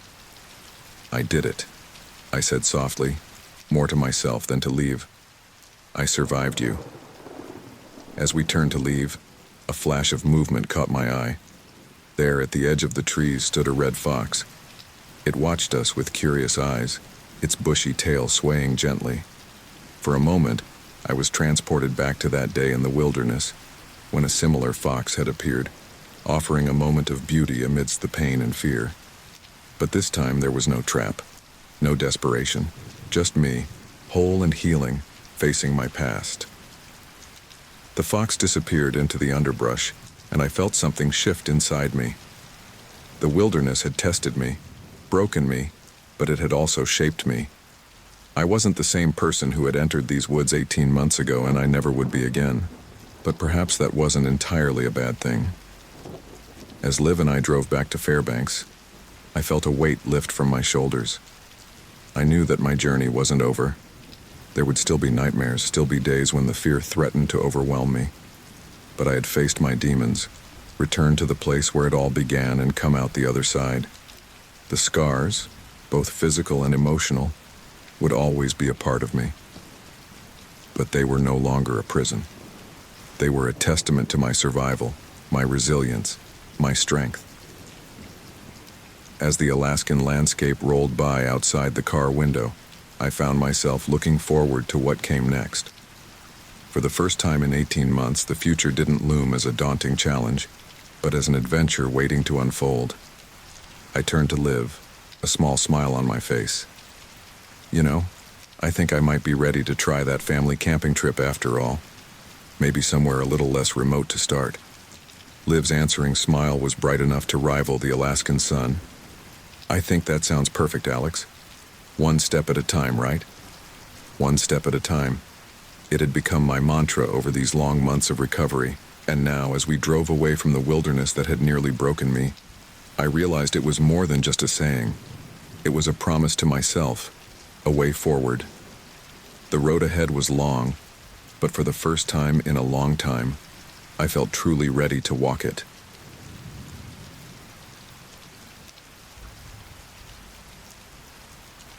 The early morning sun filtered through the dense canopy of the Smoky Mountains, casting dappled shadows on the forest floor.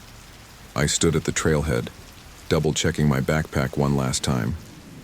The crisp mountain air filled my lungs, carrying with it the scent of pine and damp earth. My heart raced with anticipation as I zipped up my pack, the sound echoing in the quiet clearing. "You sure you don't want to stick to the main trail, Alex?" My friend Jake called out from where he was securing his tent to his backpack. I turned to face him, a confident grin spreading across my face. "Come on, Jake. Where's your sense of adventure? This lesser-known trail is supposed to have some of the most breathtaking views in the park." Jake shook his head, a worried frown creasing his brow. "I don't know, man. It's not on any of the official maps. What if something goes wrong?" I waved off his concern with a laugh. "Nothing's going to go wrong. I've got my phone, a compass, and enough supplies for a day hike. I'll be back before sunset, I promise." Sarah, Jake's girlfriend, joined us, her long brown hair pulled back in a practical ponytail. "Alex, maybe Jake's right. We came here to camp together, not split up." I felt a twinge of guilt at the concern in her voice, but the allure of unexplored territory was too strong to resist. "Look, guys, I appreciate the worry, but I'll be fine. You two enjoy your romantic day by the lake, and I'll regale you with tales of my adventure over the campfire tonight." Jake sighed, recognizing the stubborn set of my jaw. "At least take my portable charger. Your phone's always dying at the worst times." I hesitated for a moment before accepting the small device, tucking it into a side pocket of my backpack. "Thanks, Jake. See? Now I'm more than prepared." Sarah stepped forward and gave me a quick hug. "Just be careful, okay? And be back before dark. We'll have dinner waiting." With a final wave, I set off down the narrow, overgrown path that branched off from the main trail. The excitement of exploration thrummed through my veins, drowning out the small voice of caution in the back of my mind. The first hour of the hike was everything I had hoped for. The trail wound through stands of towering oak and hickory trees, their leaves creating a cathedral-like canopy above me. Shafts of sunlight broke through here and there, illuminating patches of vibrant wildflowers that dotted the forest floor. As I rounded a bend, a breathtaking vista opened up before me. A hidden waterfall cascaded down a rocky cliff face, the water sparkling like diamonds in the morning light. I pulled out my phone to snap a picture, only to find the battery already down to 60%. "Damn it," I muttered, fumbling for Jake's charger.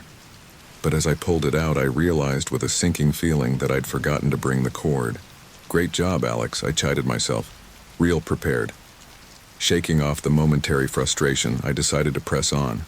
The trail became increasingly challenging as the day wore on, with steep inclines and tricky rock formations to navigate.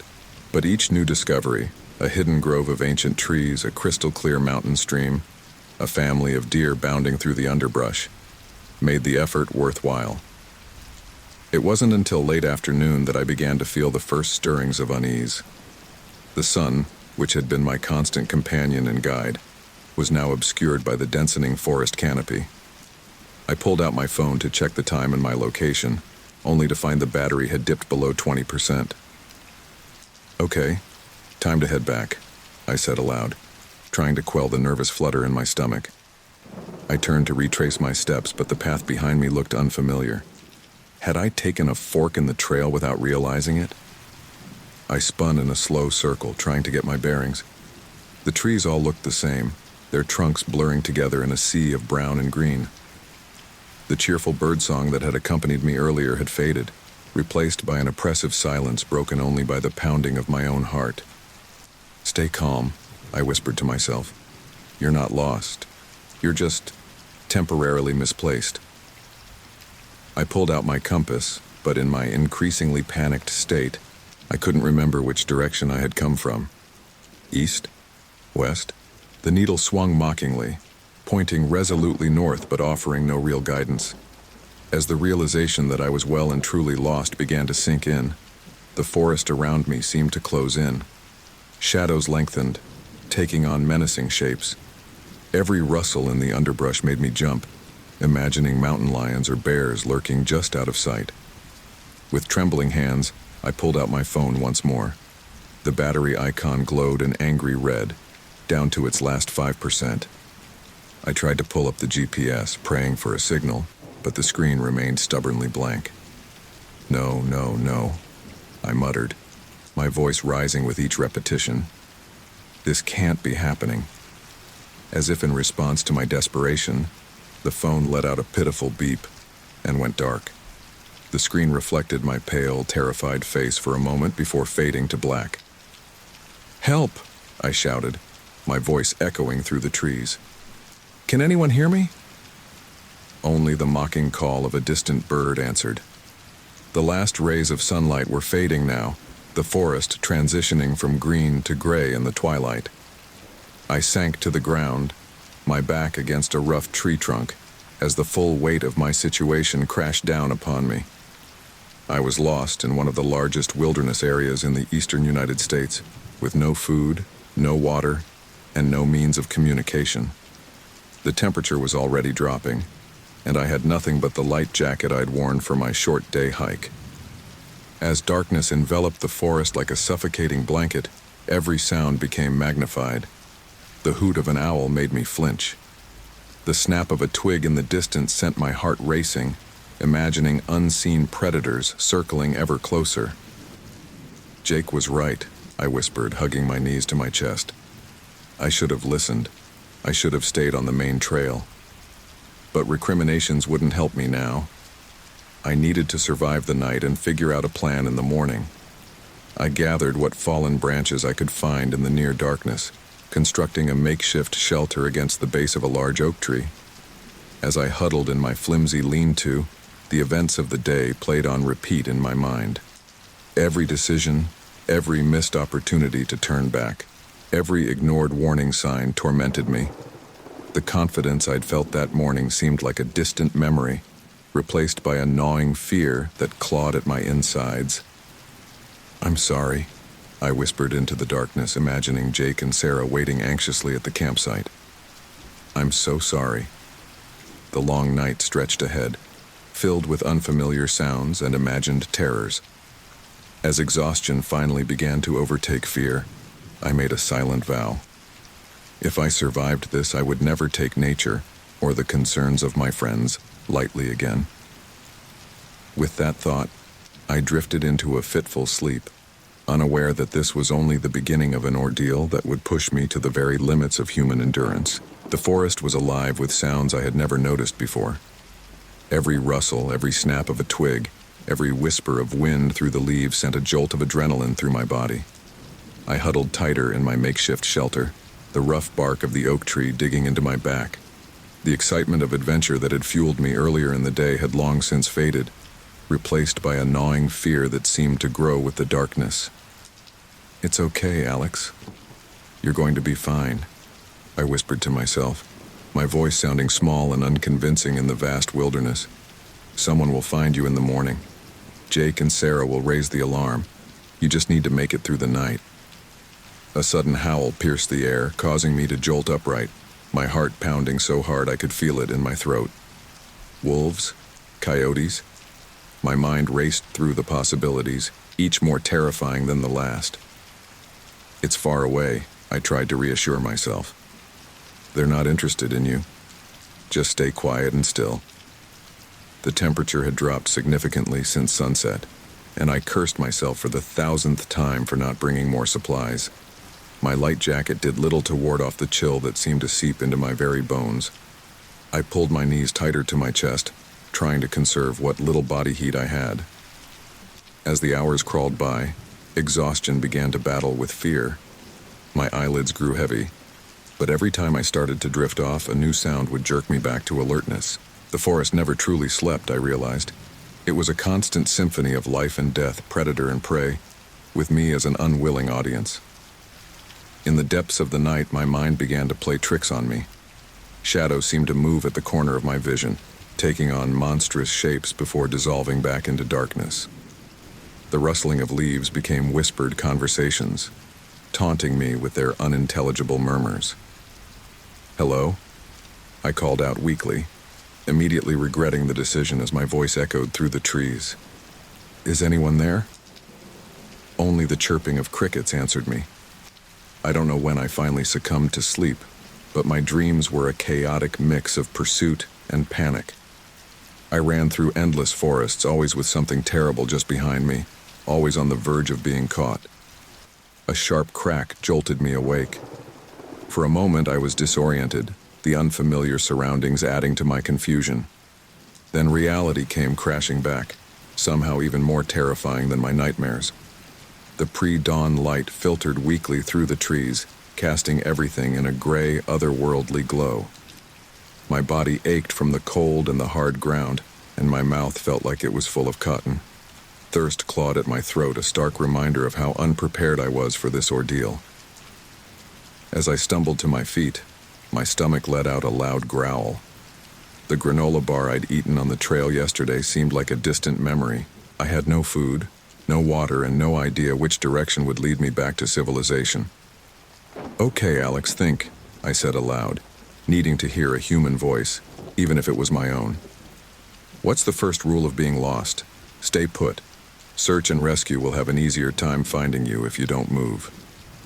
But as the morning wore on and the sun climbed higher in the sky, doubt began to creep in. What if Jake and Sarah thought I had just gone home early? What if they weren't worried yet? How long could I survive here without water? By midday, thirst had become an all-consuming obsession. My tongue felt swollen in my mouth, and my lips were cracked and painful. The sound of running water tormented me, seeming to come from all directions and none at all. "Water," I croaked. "I need to find water." The decision to leave my makeshift camp was agonizing. Every survival show I'd ever watched screamed at me to stay put, but the need for water overrode everything else. I picked a direction that seemed to slope downhill, reasoning that water would collect in the lowest points. As I stumbled through the underbrush, my feet catching on hidden roots and rocks, I tried to distract myself from my thirst by imagining the rescue that surely must be coming. "They'll have dogs," I muttered. And helicopters. Maybe even one of those infrared cameras. They'll find me in no time. But as the day wore on and the sun began its descent once more, hope began to fade. My steps became more unsteady, my vision blurring at the edges. Was that the sound of water or just the rush of blood in my ears? Just as I was about to collapse, the trees thinned, revealing a small stream cutting through the forest floor. The sight of water sent a surge of energy through my depleted body. I half ran, half fell towards the stream, plunging my face into the cool, clear water without a thought for parasites or bacteria. The first mouthful was ecstasy, soothing my parched throat and bringing me back from the brink of despair. I drank deeply, only stopping when my stomach began to cramp. As the initial euphoria of finding water faded, new fears set in. The sun was setting again, and I was even further from where I had started. The chance of rescuers finding me now seemed more remote than ever. I cupped my hands and drank more water, trying to ignore the trembling in my fingers. "It's okay," I said, my voice sounding foreign to my own ears. "You found water. That's the most important thing. You can survive for weeks without food, but only days without water. You bought yourself time." But as darkness fell once more, and the forest came alive with nighttime sounds, time felt like a mixed blessing. How many nights would I have to endure in this green prison? How long before hunger and exposure took their toll? I gathered what materials I could find to create another shelter, this time closer to the stream. The work helped distract me from the gnawing emptiness in my stomach and the growing sense of despair in my heart. As I huddled in my new shelter, listening to the gentle gurgle of the stream, I found myself talking out loud, needing to fill the silence with something other than the sounds of the forest and my own fears. "Hey, Jake," I said, imagining my friend's worried face. "I really messed up, huh? You were right to be concerned. I should have listened to you. I promise. If I get out of this, I'll never ignore your advice again." I paused, swallowing hard against the lump in my throat. "And Sarah, I'm so sorry for ruining your camping trip. You guys must be worried sick. Please don't give up on me. I'm trying to stay strong, but I'm scared. I'm really scared." A twig snapped nearby, causing me to flinch and draw further back into my shelter. The rational part of my brain knew that most animals were more afraid of me than I was of them, but in the darkness, rationality was in short supply. As the night wore on, I drifted in and out of a fitful sleep. My dreams a confusing mix of rescue scenarios and terrifying chases through endless woods. Each time I woke, the reality of my situation hit me anew, a wave of fear and despair that threatened to drown me. But with the first light of dawn came a renewed determination. I had survived 2 nights in the wilderness. I had found water. I was still alive. As I crawled out of my shelter, muscles aching and stomach growling, I made a vow to myself. "I will survive this," I said, my voice stronger than it had been since this ordeal began. "I will find my way back. This forest will not beat me." With that declaration, I set about planning my next move. Find food, leave markers for rescuers, keep hope alive. The journey ahead would be difficult, but I was determined to see it through. Little did I know, the true tests of my endurance and will to survive were only just beginning. The morning sun filtered through the canopy, casting dappled shadows on the forest floor. I stirred from my fitful sleep, my body aching from 2 nights on the hard ground. The initial relief of finding the stream had faded, replaced by a gnawing hunger that seemed to consume my every thought. I crawled out of my makeshift shelter, wincing as my stiff muscles protested. The stream gurgled nearby, a constant reminder of my one small victory. I cupped my hands and drank deeply, the cool water soothing my parched throat, but doing little to quiet the angry growls of my empty stomach. "Food," I muttered, my voice hoarse. "I need to find food." I scanned the area around me, trying to recall anything useful from the handful of survival shows I'd watched. Berries? Nuts? What was safe to eat, and what might poison me? A flash of red caught my eye, and my heart leaped. Berries. I stumbled towards the bush, my legs weak from hunger and exhaustion. The berries were small and bright, clustered in bunches that seemed to beckon to me. As I reached out to pluck one, a voice that sounded suspiciously like Jake's echoed in my head. "Are you sure those are safe, Alex? Remember that time you ate those wild mushrooms on our camping trip and got sick?"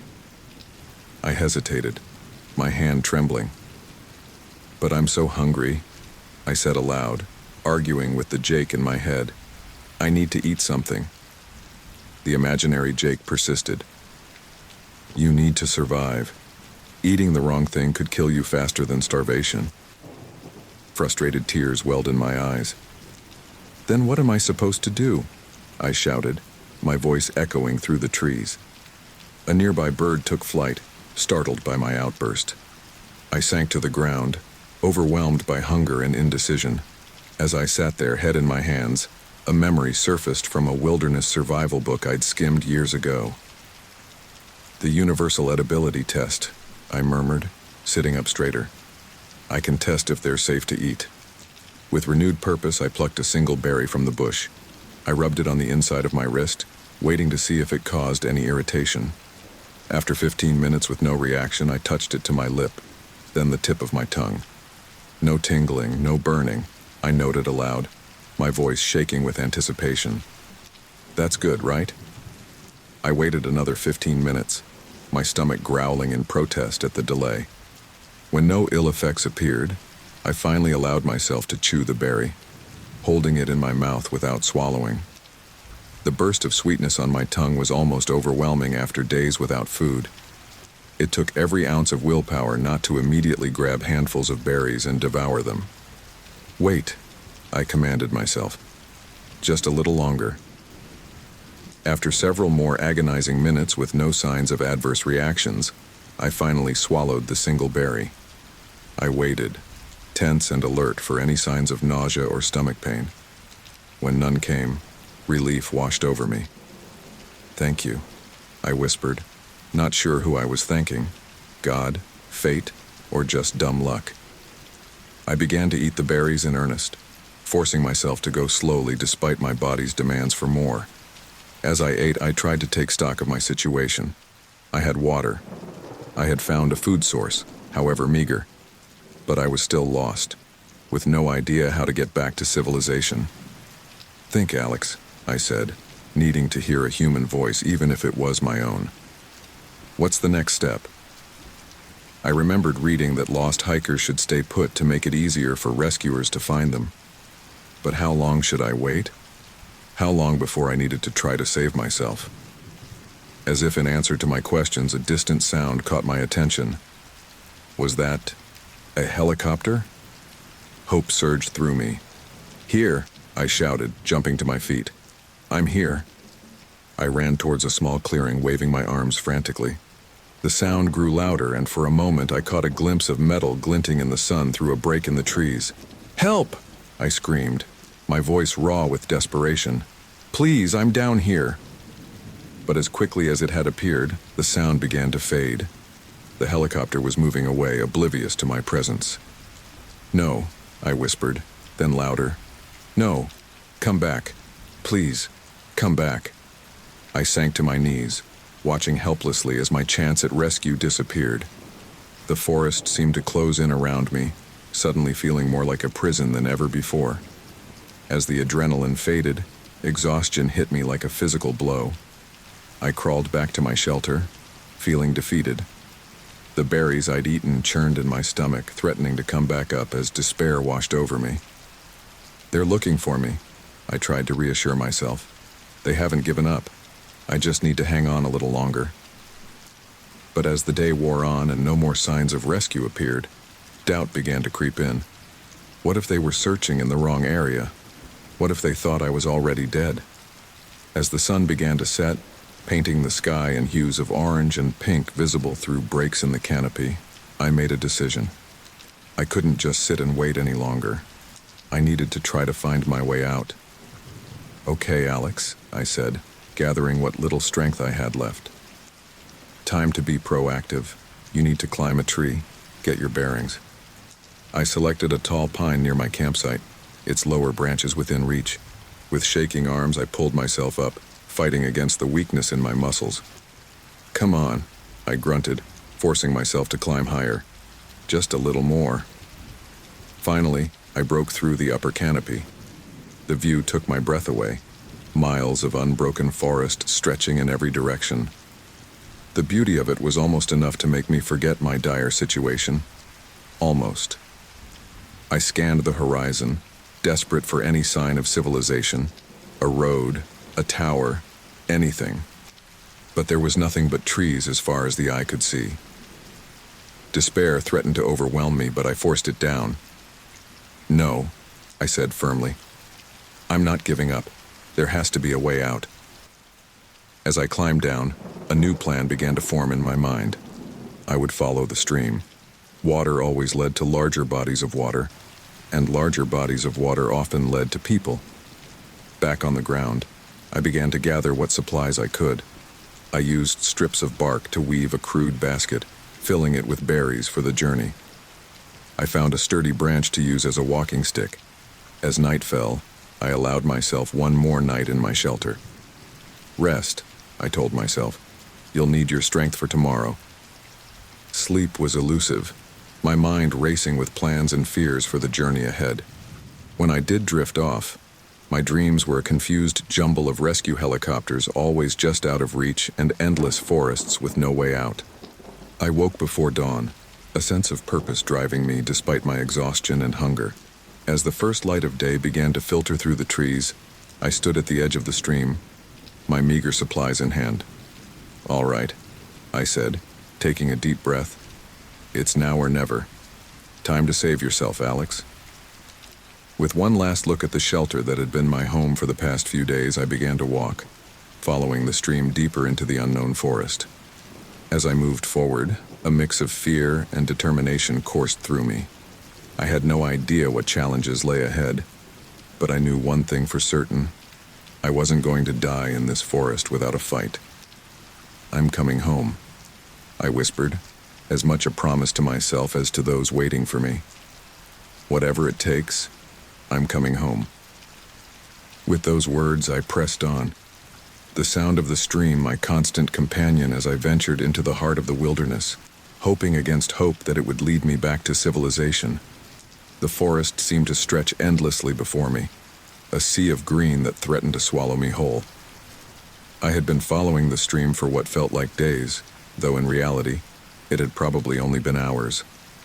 My makeshift berry basket was nearly empty, and the gnawing hunger in my stomach had become a constant, painful companion. "Keep moving," I muttered to myself, my voice hoarse from disuse. "Just keep moving." But each step was becoming harder than the last. My legs felt like lead, and my vision was starting to blur around the edges. Was it just exhaustion, or was something else happening to me?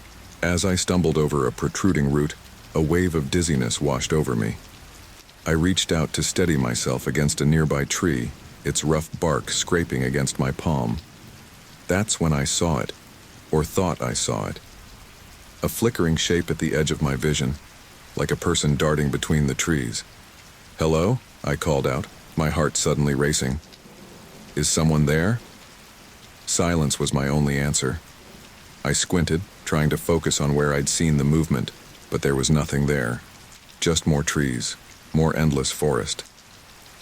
"Get it together, Alex," I chided myself. "There's no one there. It's just your imagination." But as I pushed on, following the stream's winding path, the shapes kept appearing. Sometimes it was a flicker of movement. Other times it was clearer. A figure that looked disturbingly like Jake, or Sarah, or my mom. They never spoke, never came closer. Just watched me with sad, accusing eyes before fading back into the forest. "You're not real," I said firmly, closing my eyes tight for a moment. "You're not real. You're not real. You're not real." When I opened my eyes, the figures were gone, but a new sound had taken their place. A helicopter, its rhythmic chopping growing louder by the second. Hope surged through me, giving me a burst of energy. I ran towards a small clearing, waving my arms frantically and screaming at the top of my lungs. "Here! I'm here! Help me!" The sound grew louder and louder until it was almost deafening. I could practically feel the downdraft from the rotors, see the flashing lights through the trees. But as I burst into the clearing, ready to be rescued at last, the sound suddenly cut off. The clearing was empty.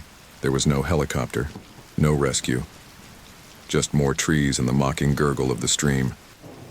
I fell to my knees, a scream of frustration and despair tearing from my throat. No, please, no, come back. But there was nothing to come back. There had never been a helicopter. It had all been in my mind. As the realization sank in, something inside me broke. The tears I had been holding back for days finally came, racking my body with heaving sobs. I curled up on the forest floor, not caring about the damp earth or the insects crawling around me. I can't do this, I whimpered. I can't go on. I'm sorry, Jake. I'm sorry, Sarah. I'm sorry, Mom. I tried. I really tried. I'm not sure how long I lay there, drifting in and out of consciousness. The forest sounds blurred together into a cacophony that seemed to taunt me with its vitality while I lay there, wasting away. It was the sound of my own voice that finally roused me. I was talking, having a conversation with someone who wasn't there. And remember that time we went camping by the lake, Jake? And Sarah got freaked out by that huge spider in her tent? I blinked, coming back to myself. How long had I been talking? What else had I said? The realization that I was losing my grip on reality was like a splash of cold water to the face. I forced myself to sit up, ignoring the protesting aches of my body. No, I said firmly, surprising myself with the strength in my voice. I'm not giving up. I'm not dying here. I looked around, trying to orient myself.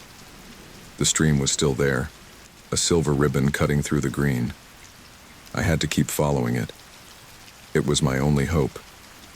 Standing up was a monumental effort. My legs shook, threatening to give out, but I gritted my teeth and forced myself upright. I took one step, then another, each one a battle against my own body's desire to just lie down and give up. One foot in front of the other, I muttered. That's all you have to do. Just keep moving. As I walked, I tried to focus on positive thoughts, on reasons to keep going. I thought of Jake and Sarah, probably sick with worry, of my mom, who had already lost my dad. I couldn't put her through losing me too. But it was hard to stay positive when every step was agony, when my stomach felt like it was eating itself, when my throat was so dry it hurt to swallow. The hallucinations kept coming, more vivid now. Sometimes it was people, sometimes animals. Once I could have sworn I saw a cabin through the trees, but when I rushed towards it, it vanished like smoke. Not real, I reminded myself each time. Focus on what's real. The ground under your feet, the sound of the stream, the bark of the trees. That's real. Hold on to that. As the day wore on, my steps became more unsteady. I was weaving now, bumping into trees, tripping over nothing. But I kept going, driven by a determination I didn't know I possessed. It was late afternoon when I saw it. At first I thought it was another hallucination. A break in the trees up ahead, sunlight streaming through in a way I hadn't seen since I got lost. But as I got closer, I realized it was real. The trees were thinning out. Was I reaching the edge of the forest? Hope gave me a final burst of energy. I quickened my pace, ignoring the screaming protests of my muscles. The light grew brighter, the gap in the trees wider. I was almost running now, my heart pounding with anticipation. I burst through the tree line, expecting to see a road, a town, any sign of civilization. Instead, I found myself on the edge of a vast clearing, and in the center of that clearing was a small, dilapidated cabin. For a moment, I just stood there, not trusting my eyes. Was this another trick of my mind? But no, the cabin remained, solid and real. Oh, thank God, I breathed, tears of relief streaming down my face. Thank God, thank God, thank God.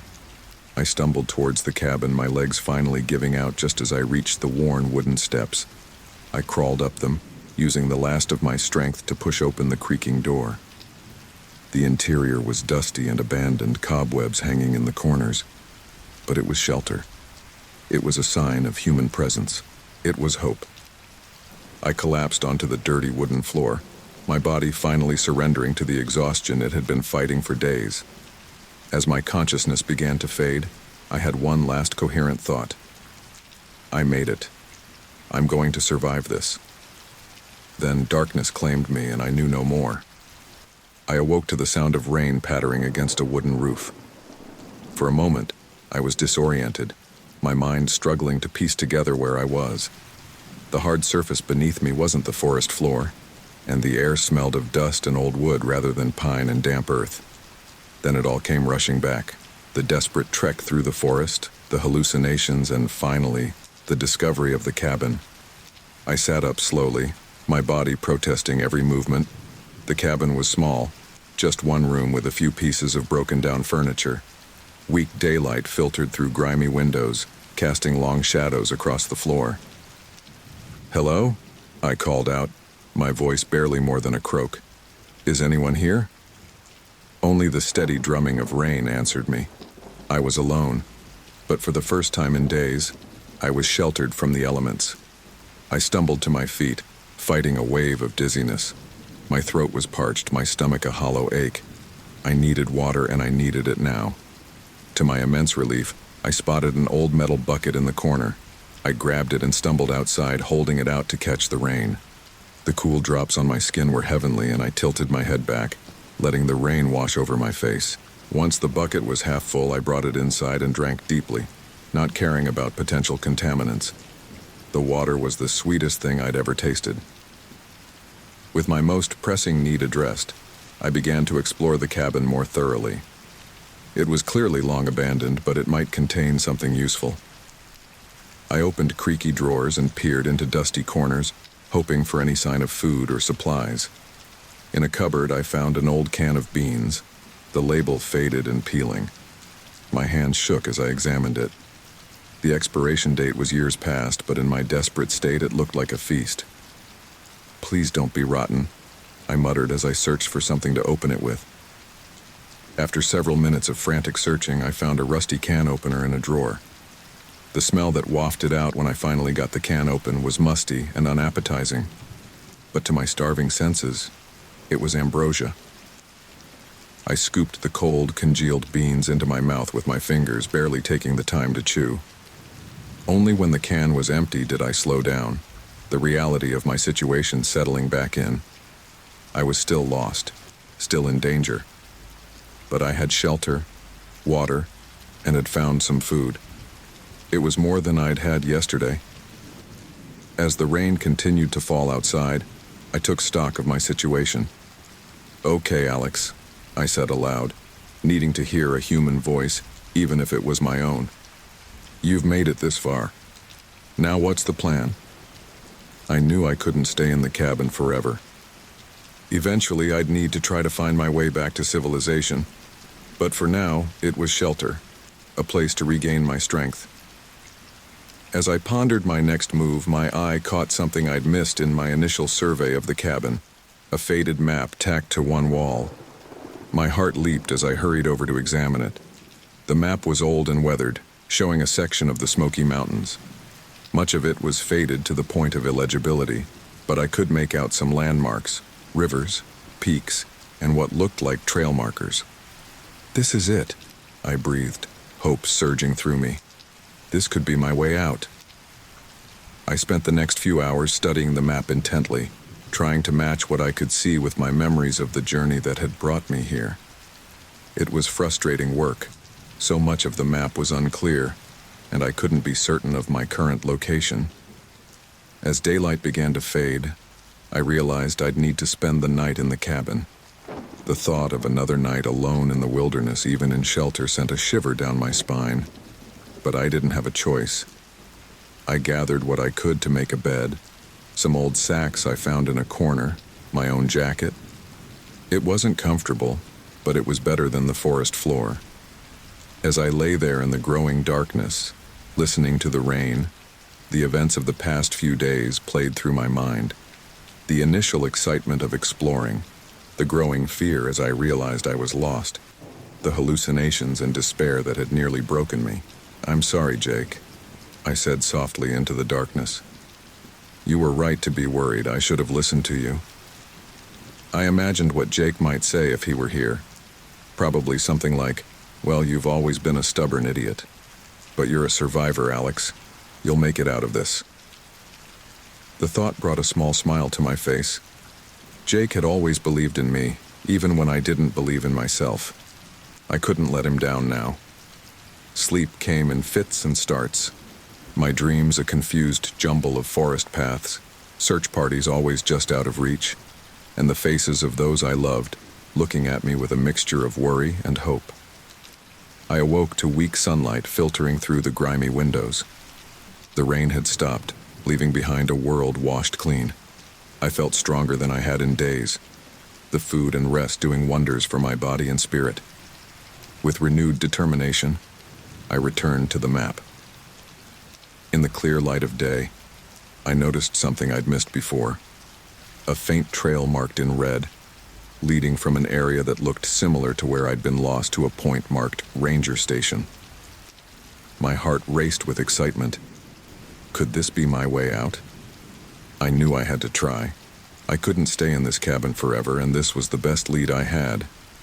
I gathered what supplies I could, the bucket for water, some old rags I could use for bandages if needed, and the can opener, which could serve as a crude tool. Before I left, I took one last look at the map, trying to burn the route into my memory. Then, with a deep breath, I stepped out of the cabin and back into the forest. The world outside seemed different somehow. Maybe it was just the effects of rest and food, but the forest didn't feel quite as menacing as it had before. The trees were still tall and dense, but now they seemed almost protective rather than threatening.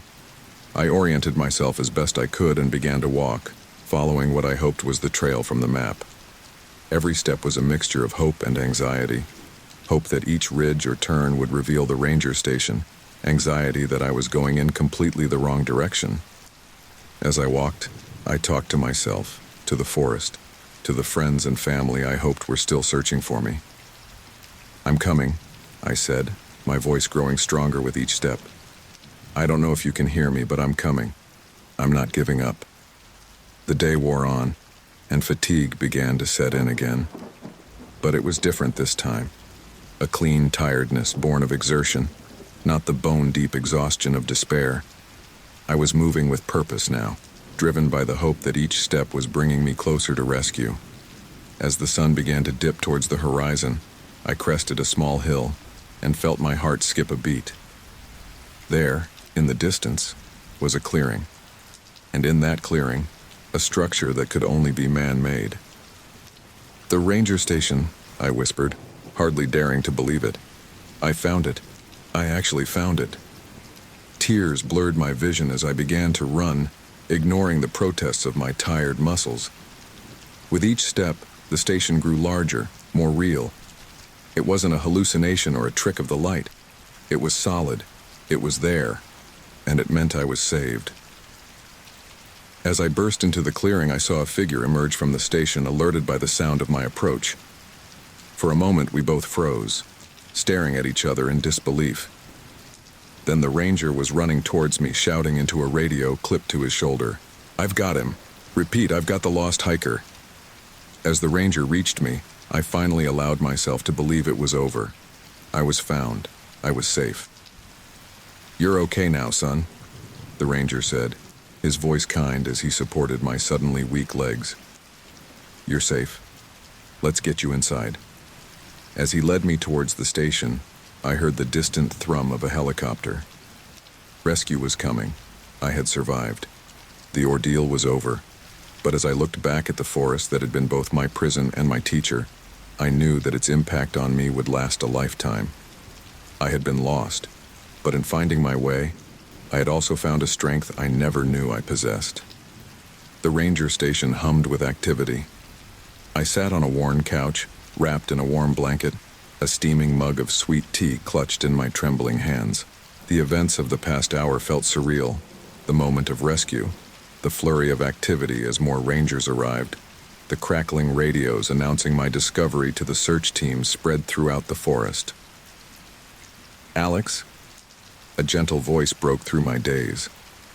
I looked up to see the ranger who had found me, John, he'd said his name was, crouching in front of me. "How are you feeling? Do you think you're up to answering a few questions?" I nodded, my voice still raspy as I replied, "Yeah, I think so." John smiled encouragingly. "You're doing great, son. We just need to understand what happened to help prevent something like this from occurring again." As I recounted my story, the ill-fated decision to explore the unmarked trail, the days of wandering lost, the discovery of the abandoned cabin, I could see the mix of concern and admiration in John's eyes. "That's quite an ordeal you've been through," he said when I finished. "You showed remarkable resourcefulness out there. Not many people would have made it as far as you did." His words should have been comforting, but they triggered something unexpected in me. Suddenly, the full weight of what I'd been through came crashing down. My body began to shake uncontrollably, and I felt hot tears streaming down my face. "I thought I was going to die out there," I choked out between sobs. "I thought no one would ever find me." John placed a comforting hand on my shoulder. "But you didn't give up. You kept fighting. That's why you're here now." As I struggled to regain my composure, a commotion outside caught our attention. John moved to the window, then turned back to me with a smile. "I think there are some people here who've been very worried about you."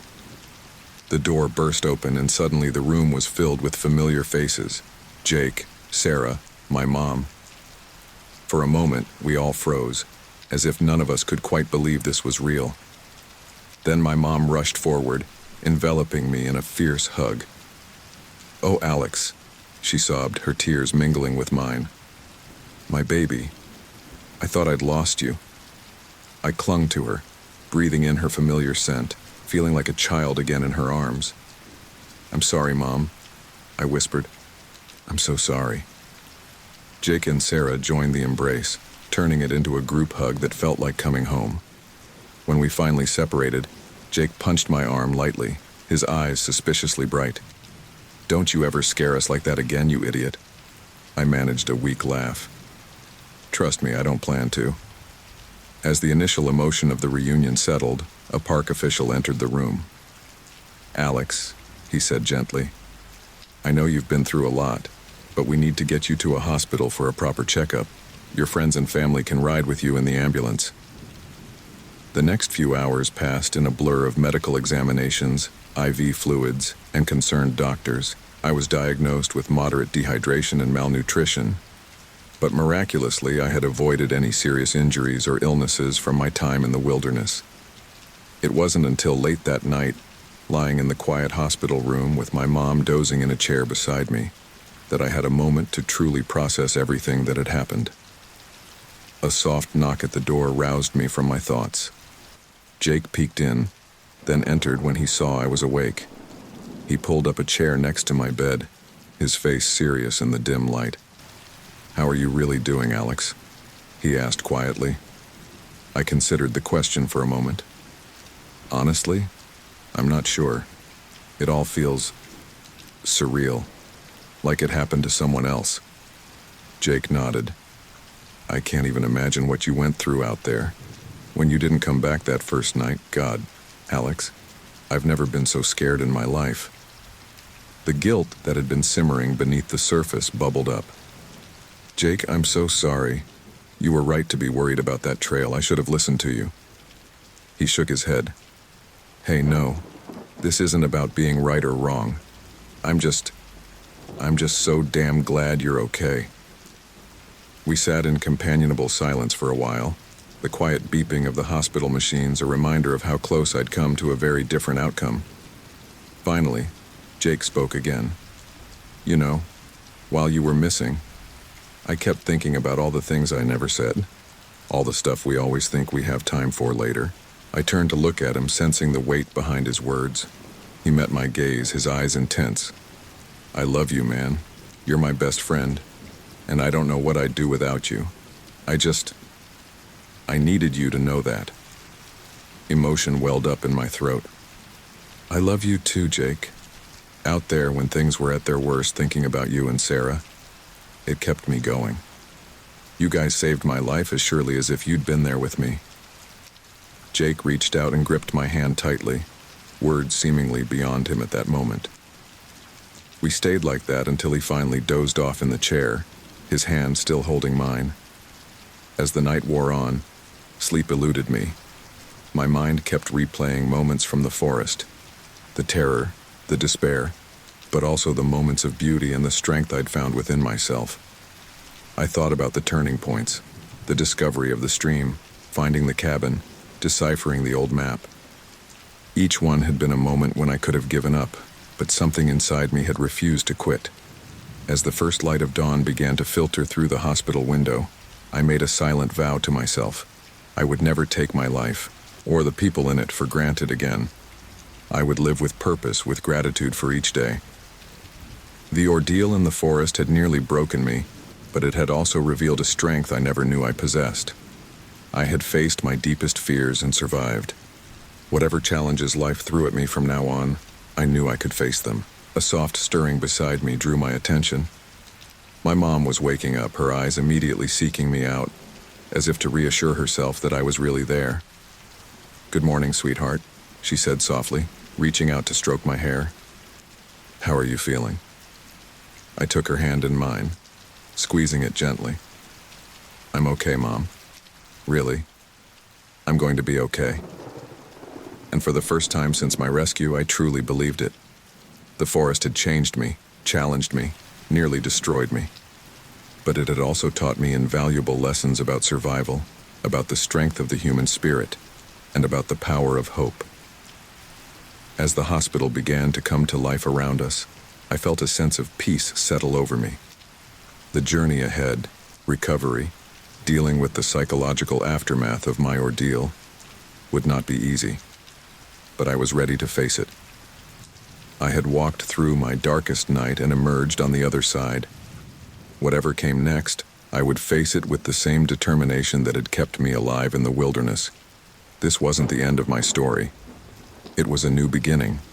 The hospital room felt like a cocoon, safe and isolated from the outside world. But as days passed, I knew I couldn't stay in this protective bubble forever. The real journey, the journey back to normal life, was about to begin. On the day of my discharge, Dr. Patel, the psychologist assigned to my case, paid me a final visit. Her kind eyes studied me as she sat in the chair beside my bed. "How are you feeling about going home, Alex?" she asked. I fiddled with the edge of my blanket, avoiding her gaze. "Honestly, I'm scared," I admitted. "Everything here is controlled, safe. Out there, I don't know." Dr. Patel nodded understandingly. "That's a normal reaction after what you've been through. Remember, recovery isn't just physical.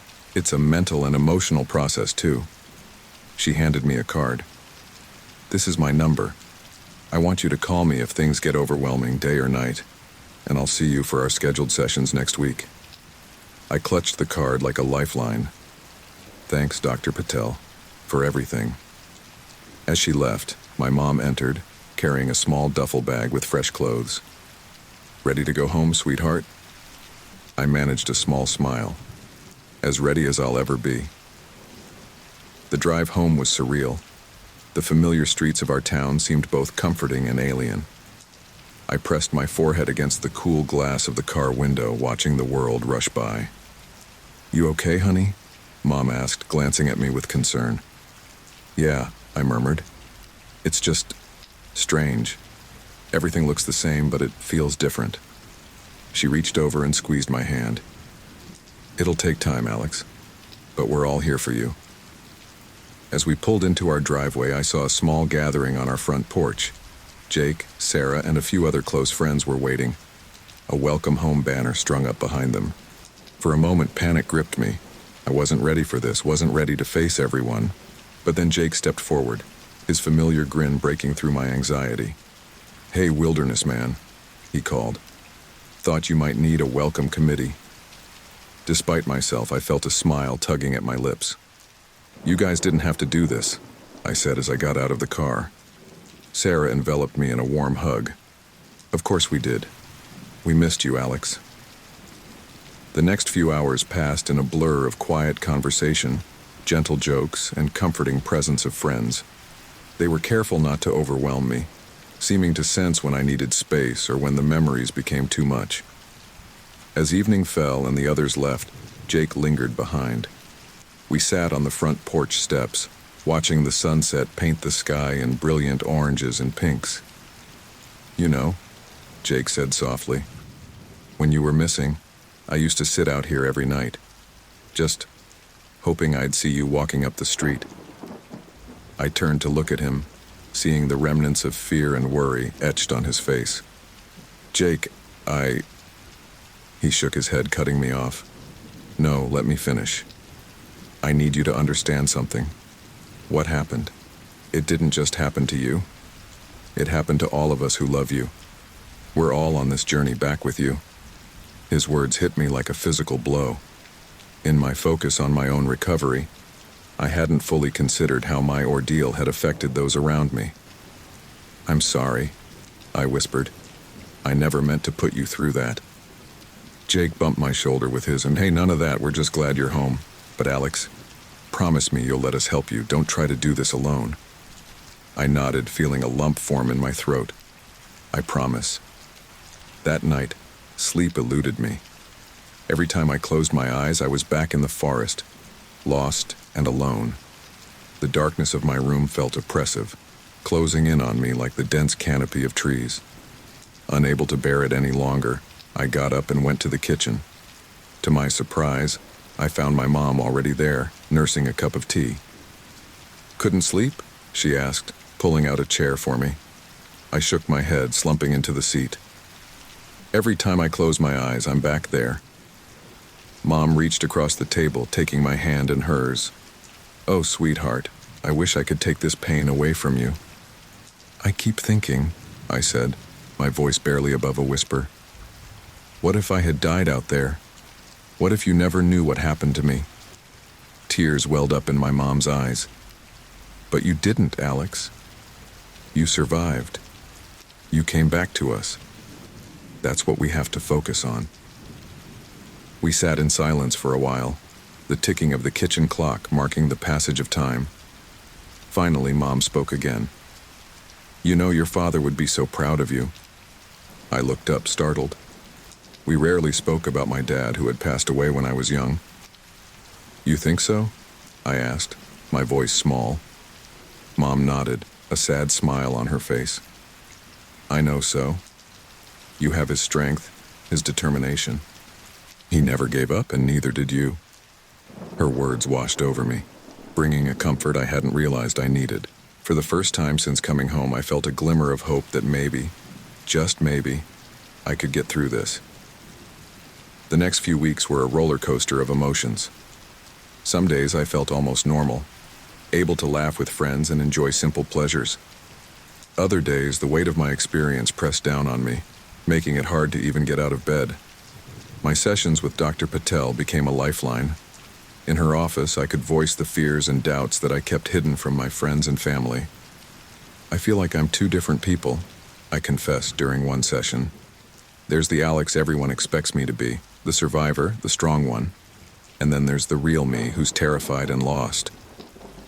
Dr. Patel leaned forward, her expression serious. "Alex, those aren't two different people. They're both you. The strength that got you through your ordeal and the fear you're feeling now, they're both valid, both real." Her words struck a chord. "So how do I reconcile them?" "By accepting both parts of yourself," she replied. "Acknowledge your fear, your trauma, but also recognize the strength it took to survive. Integration, not separation, is the key to healing." As the weeks turned into months, I slowly began to find my footing. The nightmares became less frequent, the panic attacks less intense. I started to venture out more, even joining Jake and Sarah for short hikes in the local park. The first time we went, I froze at the trailhead, my heart racing. Jake noticed immediately, placing a steadying hand on my shoulder. "We can turn back," he said quietly. "No one will think less of you." I took a deep breath, focusing on the feeling of solid ground beneath my feet, the sound of Sarah's gentle encouragement, the warmth of Jake's hand on my shoulder. "No," I said finally. "I need to do this." That short walk was one of the hardest things I'd ever done. But with each step, I felt a little of the old fear falling away, replaced by a new understanding of my own resilience. As we emerged from the tree line, the setting sun bathed everything in a warm, golden light. I stopped, taking in the beauty of the moment. "You okay?" Sarah asked, concern in her voice. I turned to her and Jake, feeling a smile, a real, genuine smile, spread across my face. "Yeah," I said. "I think I am." In that moment, I realized that the journey back wasn't about returning to who I was before. It was about becoming someone new, someone stronger, more aware, more appreciative of life and the people in it. The forest had changed me. There was no denying that. But as I stood there with my friends, watching the sun set on another day, I knew that change didn't have to be a bad thing. I was still on the journey back, and would be for a long time. But for the first time, I felt truly hopeful about where that journey might lead. 6 months had passed since my rescue from the Smoky Mountains. The leaves were turning golden, a crisp autumn chill hanging in the air. I stood at the edge of the forest where my ordeal had begun, my heart pounding in my chest. Jake and Sarah flanked me, silent pillars of support. "You don't have to do this, Alex," Sarah said softly, her hand on my arm. "No one would blame you if you turned back." I shook my head, my eyes fixed on the trail ahead. "No, I need to do this. I need to face it." Jake squeezed my shoulder. "We're with you, every step of the way." Taking a deep breath, I took my first step onto the trail. The familiar scent of pine and damp earth filled my nostrils, triggering a flood of memories. For a moment, I was back there, lost, alone, desperate. My breath caught in my throat, panic rising. "Alex?" Jake's voice cut through the fog of memory. "You okay, man?" I nodded, forcing myself to breathe slowly. "Yeah, just give me a minute." As we hiked deeper into the forest, I found myself hyper-aware of every sound, every shadow. The rustle of leaves in the wind became the footsteps of unseen predators. The call of a distant bird morphed into a cry for help. But with each step, each conquered fear, I felt a little stronger. We reached a small clearing, and I realized with a start that this was where I had first realized I was lost. The memory hit me like a physical blow, and I stumbled, falling to my knees. "Alex!" Sarah cried, rushing to my side. I waved her off, struggling to my feet. "I'm okay. It's just... This is where it all started." Jake looked around, his expression somber. "Must be weird being back here." "Weird doesn't begin to cover it," I muttered. We pressed on, the trail becoming less defined, mirroring my journey into the unknown 6 months ago. As we walked, I found myself sharing stories of my ordeal that I hadn't been able to voice before. "There was this moment," I said, my voice barely above a whisper, "when I thought I heard a helicopter. I was so sure it was rescue coming, but it was just nothing, just my mind playing tricks on me." Sarah's eyes glistened with unshed tears. "Oh, Alex, I can't imagine how that must have felt." "That's the thing," I replied, surprising myself with the steadiness in my voice. "I don't want you to imagine it. I don't want anyone to ever have to go through what I did. That's why I'm doing this." Jake looked at me quizzically. "What do you mean?" I stopped walking, turning to face my friends. "I've been thinking a lot about what happened, about why I survived when so many others don't. I think I'm meant to use this experience to help others." Understanding dawned on their faces. Sarah was the first to speak. "You mean like becoming a park ranger or a wilderness guide?" I shook my head. "Not exactly. I want to start a program, teaching wilderness survival skills to hikers and campers. I want to make sure that if someone else gets lost out here, They have the knowledge to stay alive until help comes. Jake's face broke into a wide grin. That's amazing, Alex. Count me in. As we continued our hike, the conversation turned to plans for the program. The further we went, the more confident I felt. It was as if each step was not just a conquest of the physical trail, but of the mental barriers I'd built up since my rescue. We were so engrossed in our discussion that we almost missed the sound. A faint cry carried on the wind. I froze, my body tensing. Did you hear that? Jake and Sarah exchanged worried glances. Hear what? Jake asked cautiously. Shh, I hissed, straining my ears. There it was again, a distant call for help. Without thinking, I broke into a run, charging off the trail and into the dense underbrush. I could hear Jake and Sarah calling after me, but their voices faded as I pushed deeper into the forest. The cry came again, louder this time. Help! Is anyone there? I'm coming! I shouted back, my heart racing. This was it. My chance to be on the other side, to be the rescuer instead of the rescued. I burst through a thicket into a small clearing. There, at the base of a steep incline, was a young woman, her leg bent at an unnatural angle. Oh, thank God, she sobbed as she saw me. I thought no one would find me. I rushed to her side, my survival training kicking in. It's okay, you're going to be all right. What's your name? Emily, she managed between pained breaths. I was hiking and I slipped. I think my leg's broken. I nodded, already assessing the situation. Okay, Emily. I'm Alex. Help is on the way. Can you tell me how long you've been out here? As I tended to Emily, keeping her calm and checking for other injuries, I heard Jake and Sarah crashing through the underbrush behind me. Alex, Jake called, his voice frantic. Where are you? Over here, I shouted back. I found someone, she's hurt. The next few hours were a blur of activity. Jake ran back to get cell reception and call for rescue while Sarah and I stayed with Emily, keeping her warm and reassured.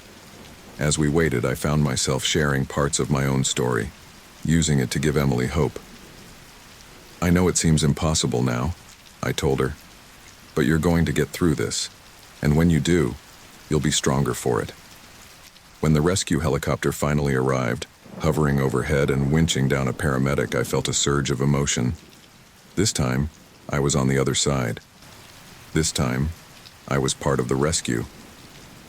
As Emily was carefully loaded into a rescue basket, she reached out and grabbed my hand. Thank you, she said, her eyes shining with gratitude. You saved my life. I squeezed her hand gently. You saved yourself by staying strong. I just helped a little at the end. We watched as Emily was winched up into the helicopter, the downdraft whipping leaves and debris around us. As the chopper flew off, carrying Emily to safety, I felt a weight lift from my shoulders. Jake came up beside me, clapping me on the back. You did it, man. You really did it. I turned to him, suddenly overwhelmed by the magnitude of what had just happened. I heard her, Jake, when no one else did. It's like everything I went through was preparing me for this moment. Sarah joined us, wrapping her arms around both of us. You turned your pain into purpose, Alex. That's incredible. As we made our way back to the trailhead, I felt different. The forest that had once been a place of terror now felt not exactly friendly, but no longer hostile. I had faced my fears, conquered my demons, and in doing so, found a new direction for my life.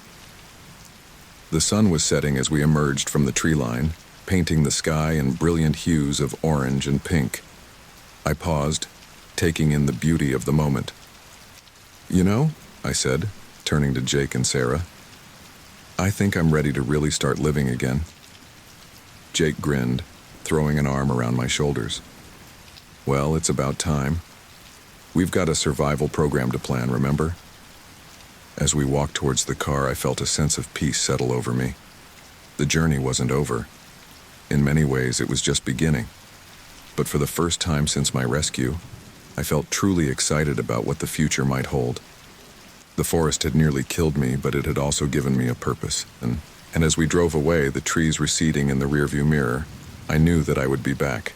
Not as a victim, not as a survivor, but as someone who could make a difference. On the edge of salvation, I had found my calling. The crisp autumn air nipped at my face as I stood at the podium, facing a sea of eager faces. It had been exactly 1 year since my rescue from the Smoky Mountains, and here I was, about to launch the wilderness survival program I had dreamed up during my recovery. "Thank you all for coming," I began, my voice steady despite the butterflies in my stomach. "A year ago, I was lost in these mountains, fighting for my life. Today, I stand before you not just as a survivor, but as someone determined to ensure that others have the skills they need to survive if they ever find themselves in a similar situation." As I spoke, I caught sight of familiar faces in the crowd. Jake and Sarah, beaming with pride. My mom, her eyes glistening with unshed tears. And there, in the back, Emily, the hiker I had helped rescue 6 months ago, now one of our program's most enthusiastic supporters. After the presentation, as people milled around signing up for courses, Emily made her way to me. "Alex," she said, pulling me into a tight hug. "That was amazing. You're going to save lives with this program. You know that, right?" I smiled, feeling a warmth spread through my chest. "I hope so. I just want to make sure no one else has to go through what we did." As the crowd thinned, Jake approached, a mischievous glint in his eye. "So, Mr. Survival Expert, ready for your next big adventure?" I raised an eyebrow. "What are you talking about?" He grinned, producing a flyer from his pocket. "Search and rescue team is recruiting. Thought you might be interested." I took the flyer, a mix of excitement and trepidation washing over me. "I don't know, Jake. That's a big commitment." "Just think about it," he said, clapping me on the shoulder. "You've got the skills, the experience. You could make a real difference." The idea planted by Jake took root, growing over the next few weeks as I threw myself into running the survival courses. Each time I taught someone how to start a fire, find water, or build a shelter, I felt a sense of purpose that had been missing since my ordeal. It was during one of these courses, a month after the program launch, that I received the call that would change everything. "Alex speaking," I answered, stepping away from the group practicing knot tying. "Alex, it's Ranger John." The voice on the other end was tense, urgent. "We've got a situation. A family of 4 missing in the western sector. Been out of contact for 48 hours. We're mounting a search and rescue operation and, well, we could use someone with your expertise." My heart raced, memories of my own time lost in the wilderness flooding back. But along with the fear came a steely resolve. "I'm in. Where do you need me?" The next few hours were a whirlwind of activity. I met the search and rescue team at the ranger station, where we pored over maps and formulated a search strategy. As we geared up, I caught sight of my reflection in a window. The face looking back at me was different from the one I'd seen a year ago. Older, yes, but also more confident, more determined. As we set out into the gathering dusk, the weight of responsibility settled on my shoulders. This wasn't a training exercise or a hypothetical scenario. There were real lives at stake. We hiked through the night, calling out and scanning with flashlights. Every snapping twig, every rustle in the underbrush sent a jolt of adrenaline through me. But this time the fear didn't paralyze me. It sharpened my senses, made me more alert. As dawn broke, casting long shadows through the trees, we heard it, a faint call in the distance. "This way," I shouted, breaking into a run. The team followed, crashing through the underbrush. We burst into a small clearing, and there they were, a man, a woman, and 2 young children, huddled together under a makeshift shelter. Their faces, dirty and tear-streaked, lit up with hope as they saw us. "Oh, thank God," the woman sobbed as we approached. We thought no one would find us." As the rest of the team tended to the family, checking for injuries and providing food and water, I found myself face to face with the father. "How did you find us?" he asked, his voice hoarse. We've been moving, trying to find our way back. I placed a hand on his shoulder, remembering all too well the desperation in his eyes. Moving was actually the right thing to do in this case. You found water, made shelter. You kept your family alive. He shook his head, tears welling up. I put them in danger if you hadn't found us. But we did find you, I said firmly. And now, you have a story to tell. A story that might help others avoid the same situation. As we began the journey back, I found myself walking alongside the young boy, no more than 8 years old. Were you scared? He asked, looking up at me with wide eyes. I nodded, deciding honesty was the best approach. I was, but being scared is okay. It's what you do when you're scared that matters. He seemed to ponder this for a moment. We sang songs, he said finally. When it got really dark and scary, we sang songs. It helped. I smiled, feeling a lump form in my throat. That was very brave of you. You helped keep your family's spirits up. When we finally emerged from the forest, the relief on everyone's faces was palpable. As the family was led away for medical checkups, Ranger John approached me. You did good out there, Alex, he said, his gruff voice tinged with respect. Real good. Ever consider making this official? I looked back at the forest, then at the rescued family. In that moment, everything crystallized. This was where I was meant to be. This was how I could truly honor the second chance I'd been given. Where do I sign up? I asked. The next few months were a blur of training, both physical and mental. I pushed myself harder than I ever had before, driven by the memory of those lost days in the wilderness and the faces of the family we'd rescued. It wasn't easy. There were days when the training brought back vivid flashbacks of my own ordeal. Nights when I woke up in a cold sweat, convinced I was back in the forest, alone and lost. But each time I pushed through, reminding myself why I was doing this. Finally, the day came. I stood with my fellow trainees, waiting to receive our official search and rescue patches. As my name was called, I stepped forward, my heart swelling with pride.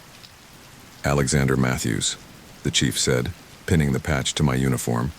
You've shown exceptional skill and dedication, but more than that, you've shown true understanding of what this job means. Welcome to the team. As I shook his hand, I caught sight of my mom in the audience, tears streaming down her face. Jake and Sarah were there too, cheering loudly. And there, in the back, was Emily, giving me a thumbs up. Later, at the small celebration, Jake pulled me aside. You did it, man, he said, his voice thick with emotion. You took something terrible and turned it into something amazing. I nodded, feeling a sense of peace I hadn't experienced since before my ordeal. It feels right, you know? Like this is where I'm supposed to be. As the evening wound down, I found myself standing outside looking up at the stars. The forest stretched out before me, no longer a place of fear, but a place of purpose. A year ago, I had been lost, desperate for rescue. Now, I was the rescuer. The journey had been long and painful, but standing here on the cusp of this new chapter in my life, I knew that every step had been worth it. The forest had nearly claimed my life, but in the end, it had given me something far more valuable, a calling. As I fingered the new patch on my uniform, I made a silent vow.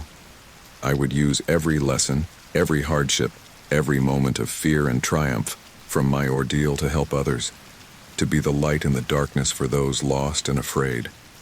I was no longer just a survivor. I was a rescuer, and I was ready for whatever challenges lay ahead. 5 years had passed since my ordeal in the Smoky Mountains. The forest that had once been my prison was now my second home. As a seasoned member of the search and rescue team, I had ventured into its depths countless times, guiding lost hikers to safety and bringing hope to desperate families. But tonight was different. As I stood at the edge of the tree line, watching the sun dip below the horizon, a familiar unease crept over me. Tomorrow marked the anniversary of my rescue, and with it came the annual survival course I taught to commemorate the event. You okay, Alex? Sarah's voice broke through my reverie. She had become a fellow SAR team member, her medical training proving invaluable on our missions. I nodded, forcing a smile. Yeah, just thinking. She squeezed my shoulder gently. The nightmares again? I sighed, running a hand through my hair. They never really go away, do they? No, she said softly, but they change. They become reminders of how far you've come, not just of what you went through. As darkness fell, we made our way back to the ranger station. The place was buzzing with activity. Tomorrow's course had drawn participants from all over the country. Jake, now our team's logistics coordinator, greeted us with a grin. There you are. I was beginning to think you'd gotten lost out there. I chuckled, the familiar banter easing some of my tension. Very funny. Everything set for tomorrow? Jake nodded, his expression turning serious. All ready. But Alex, are you sure you want to do this? We could always get someone else to lead the overnight portion. I shook my head firmly. No, I need to do this. It's important. That night's sleep eluded me. I tossed and turned, my mind replaying scenes from that harrowing week 5 years ago. But now, the memories were interwoven with flashes of successful rescues, of lives saved and families reunited. As dawn broke, I rose, feeling a mix of anticipation and apprehension. I made my way to the meeting point where a group of about 20 people had gathered. Their faces were a mix of excitement and nervousness, much like I had felt on that fateful day years ago. Good morning, everyone, I began, my voice steady despite the butterflies in my stomach. I'm Alex Matthews, and I'll be leading your wilderness survival course today. Before we begin, I want to share a story with you. As I recounted my experience, the initial excitement of exploration, the growing fear as I realized I was lost, the desperate days of survival, and finally, the moment of rescue, I saw the impact on their faces. Fear, empathy, and determination flickered across their features. I'm not sharing this to scare you, I concluded, but to emphasize the importance of what you'll learn today. These skills saved my life, and they could save yours. As we moved through the day's activities, fire starting, shelter building, water purification, I found myself transported back to my own time in the wilderness. Each skill I taught was a vivid reminder of the lessons I had learned in the harshest of classrooms. But it was the overnight portion of the course that truly tested me. As darkness fell, and we settled into our makeshift camps, the sounds of the forest brought a flood of memories. One of the participants, a young woman named Lisa, approached me as I stoked the campfire. Alex, she said hesitantly, can I ask you something? I nodded, gesturing for her to sit. Of course. How do you do it? She asked, her voice barely above a whisper. How do you come back here after what happened to you? I was silent for a moment, considering her question. It's not easy, I admitted. There are still days when the memories overwhelm me, when every shadow seems to hide a threat. But I come back because this place, it's a part of me now. It nearly broke me, but it also showed me what I'm capable of. Lisa nodded slowly, her eyes reflecting the flickering firelight. I signed up for this course because I was afraid, she confessed. I've always loved hiking, but after hearing stories like yours, I was terrified of ending up lost. But being here, learning these skills, it's empowering. I smiled, feeling a warmth that had nothing to do with the fire. That's exactly why I do this. Fear is natural, but knowledge is power. And out here it can mean the difference between life and death. As the night wore on, I made my rounds, checking on the participants and offering guidance. But as the others drifted off to sleep, I found myself wide awake, my senses hyper-alert to every sound in the forest. I wandered a short distance from the camp, needing a moment alone. The full moon bathed the forest in an ethereal glow, turning familiar shapes into ghostly silhouettes. For a moment, I was transported back to those terrifying nights alone, lost and desperate.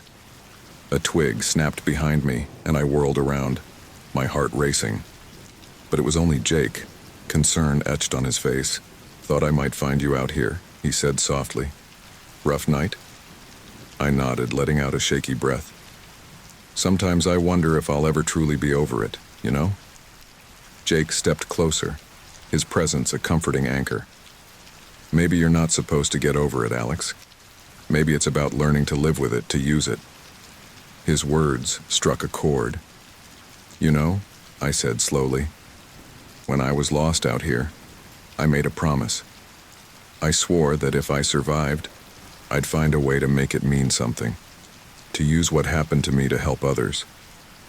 Jake smiled, clapping me on the shoulder. "And look at you now. You've saved lives, Alex. You've given people the tools to save themselves. I'd say you've more than kept that promise." As we made our way back to the camp, a sense of peace settled over me. The forest was still dark, still full of potential dangers, but it no longer held the same terror it once did. It was a challenge now, a teacher, a place of both trial and triumph. The next morning, as we packed up and prepared to head back, I gathered the group for one final talk. "You came here to learn survival skills," I began, looking at each face in turn. "But I hope you're leaving with something more. The wilderness can be dangerous, yes, but it can also be a place of incredible beauty and self-discovery. Respect it, prepare for it, but don't fear it." As we hiked back to the ranger station, I fell into step beside Lisa. "So," I asked, "how do you feel now?" She smiled, a new confidence in her stride. "Honestly, I feel ready. Not just for hiking, but for whatever comes. Thank you, Alex, for everything." Back at the station, as the participants departed and the team began to clean up, I found myself drawn once again to the edge of the forest.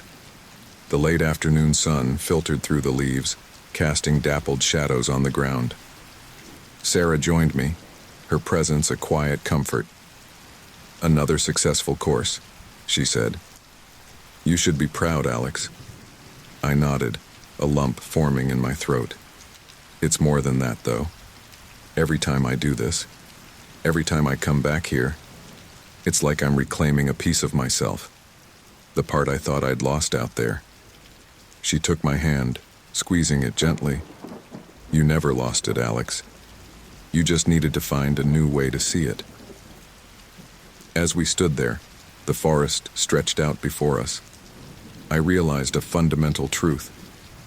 The aftermath of my ordeal wasn't just about survival or recovery. It was about transformation. The forest had changed me, challenged me, nearly destroyed me. But it had also revealed strengths I never knew I possessed, given me a purpose I might never have found otherwise. The nightmares might never fully disappear. The memories would always be there. But they no longer controlled me. Instead, they drove me, pushing me to help others, to turn my pain into purpose. As the sun set on another anniversary, I felt a profound sense of gratitude. For my survival, yes, but also for the journey that followed. For the chance to turn a harrowing experience into a force for good. The forest had once been my greatest fear. Now, it was my greatest teacher. And as I turned to head back, ready for whatever challenges tomorrow might bring, I knew one thing for certain. I was exactly where I was meant to be,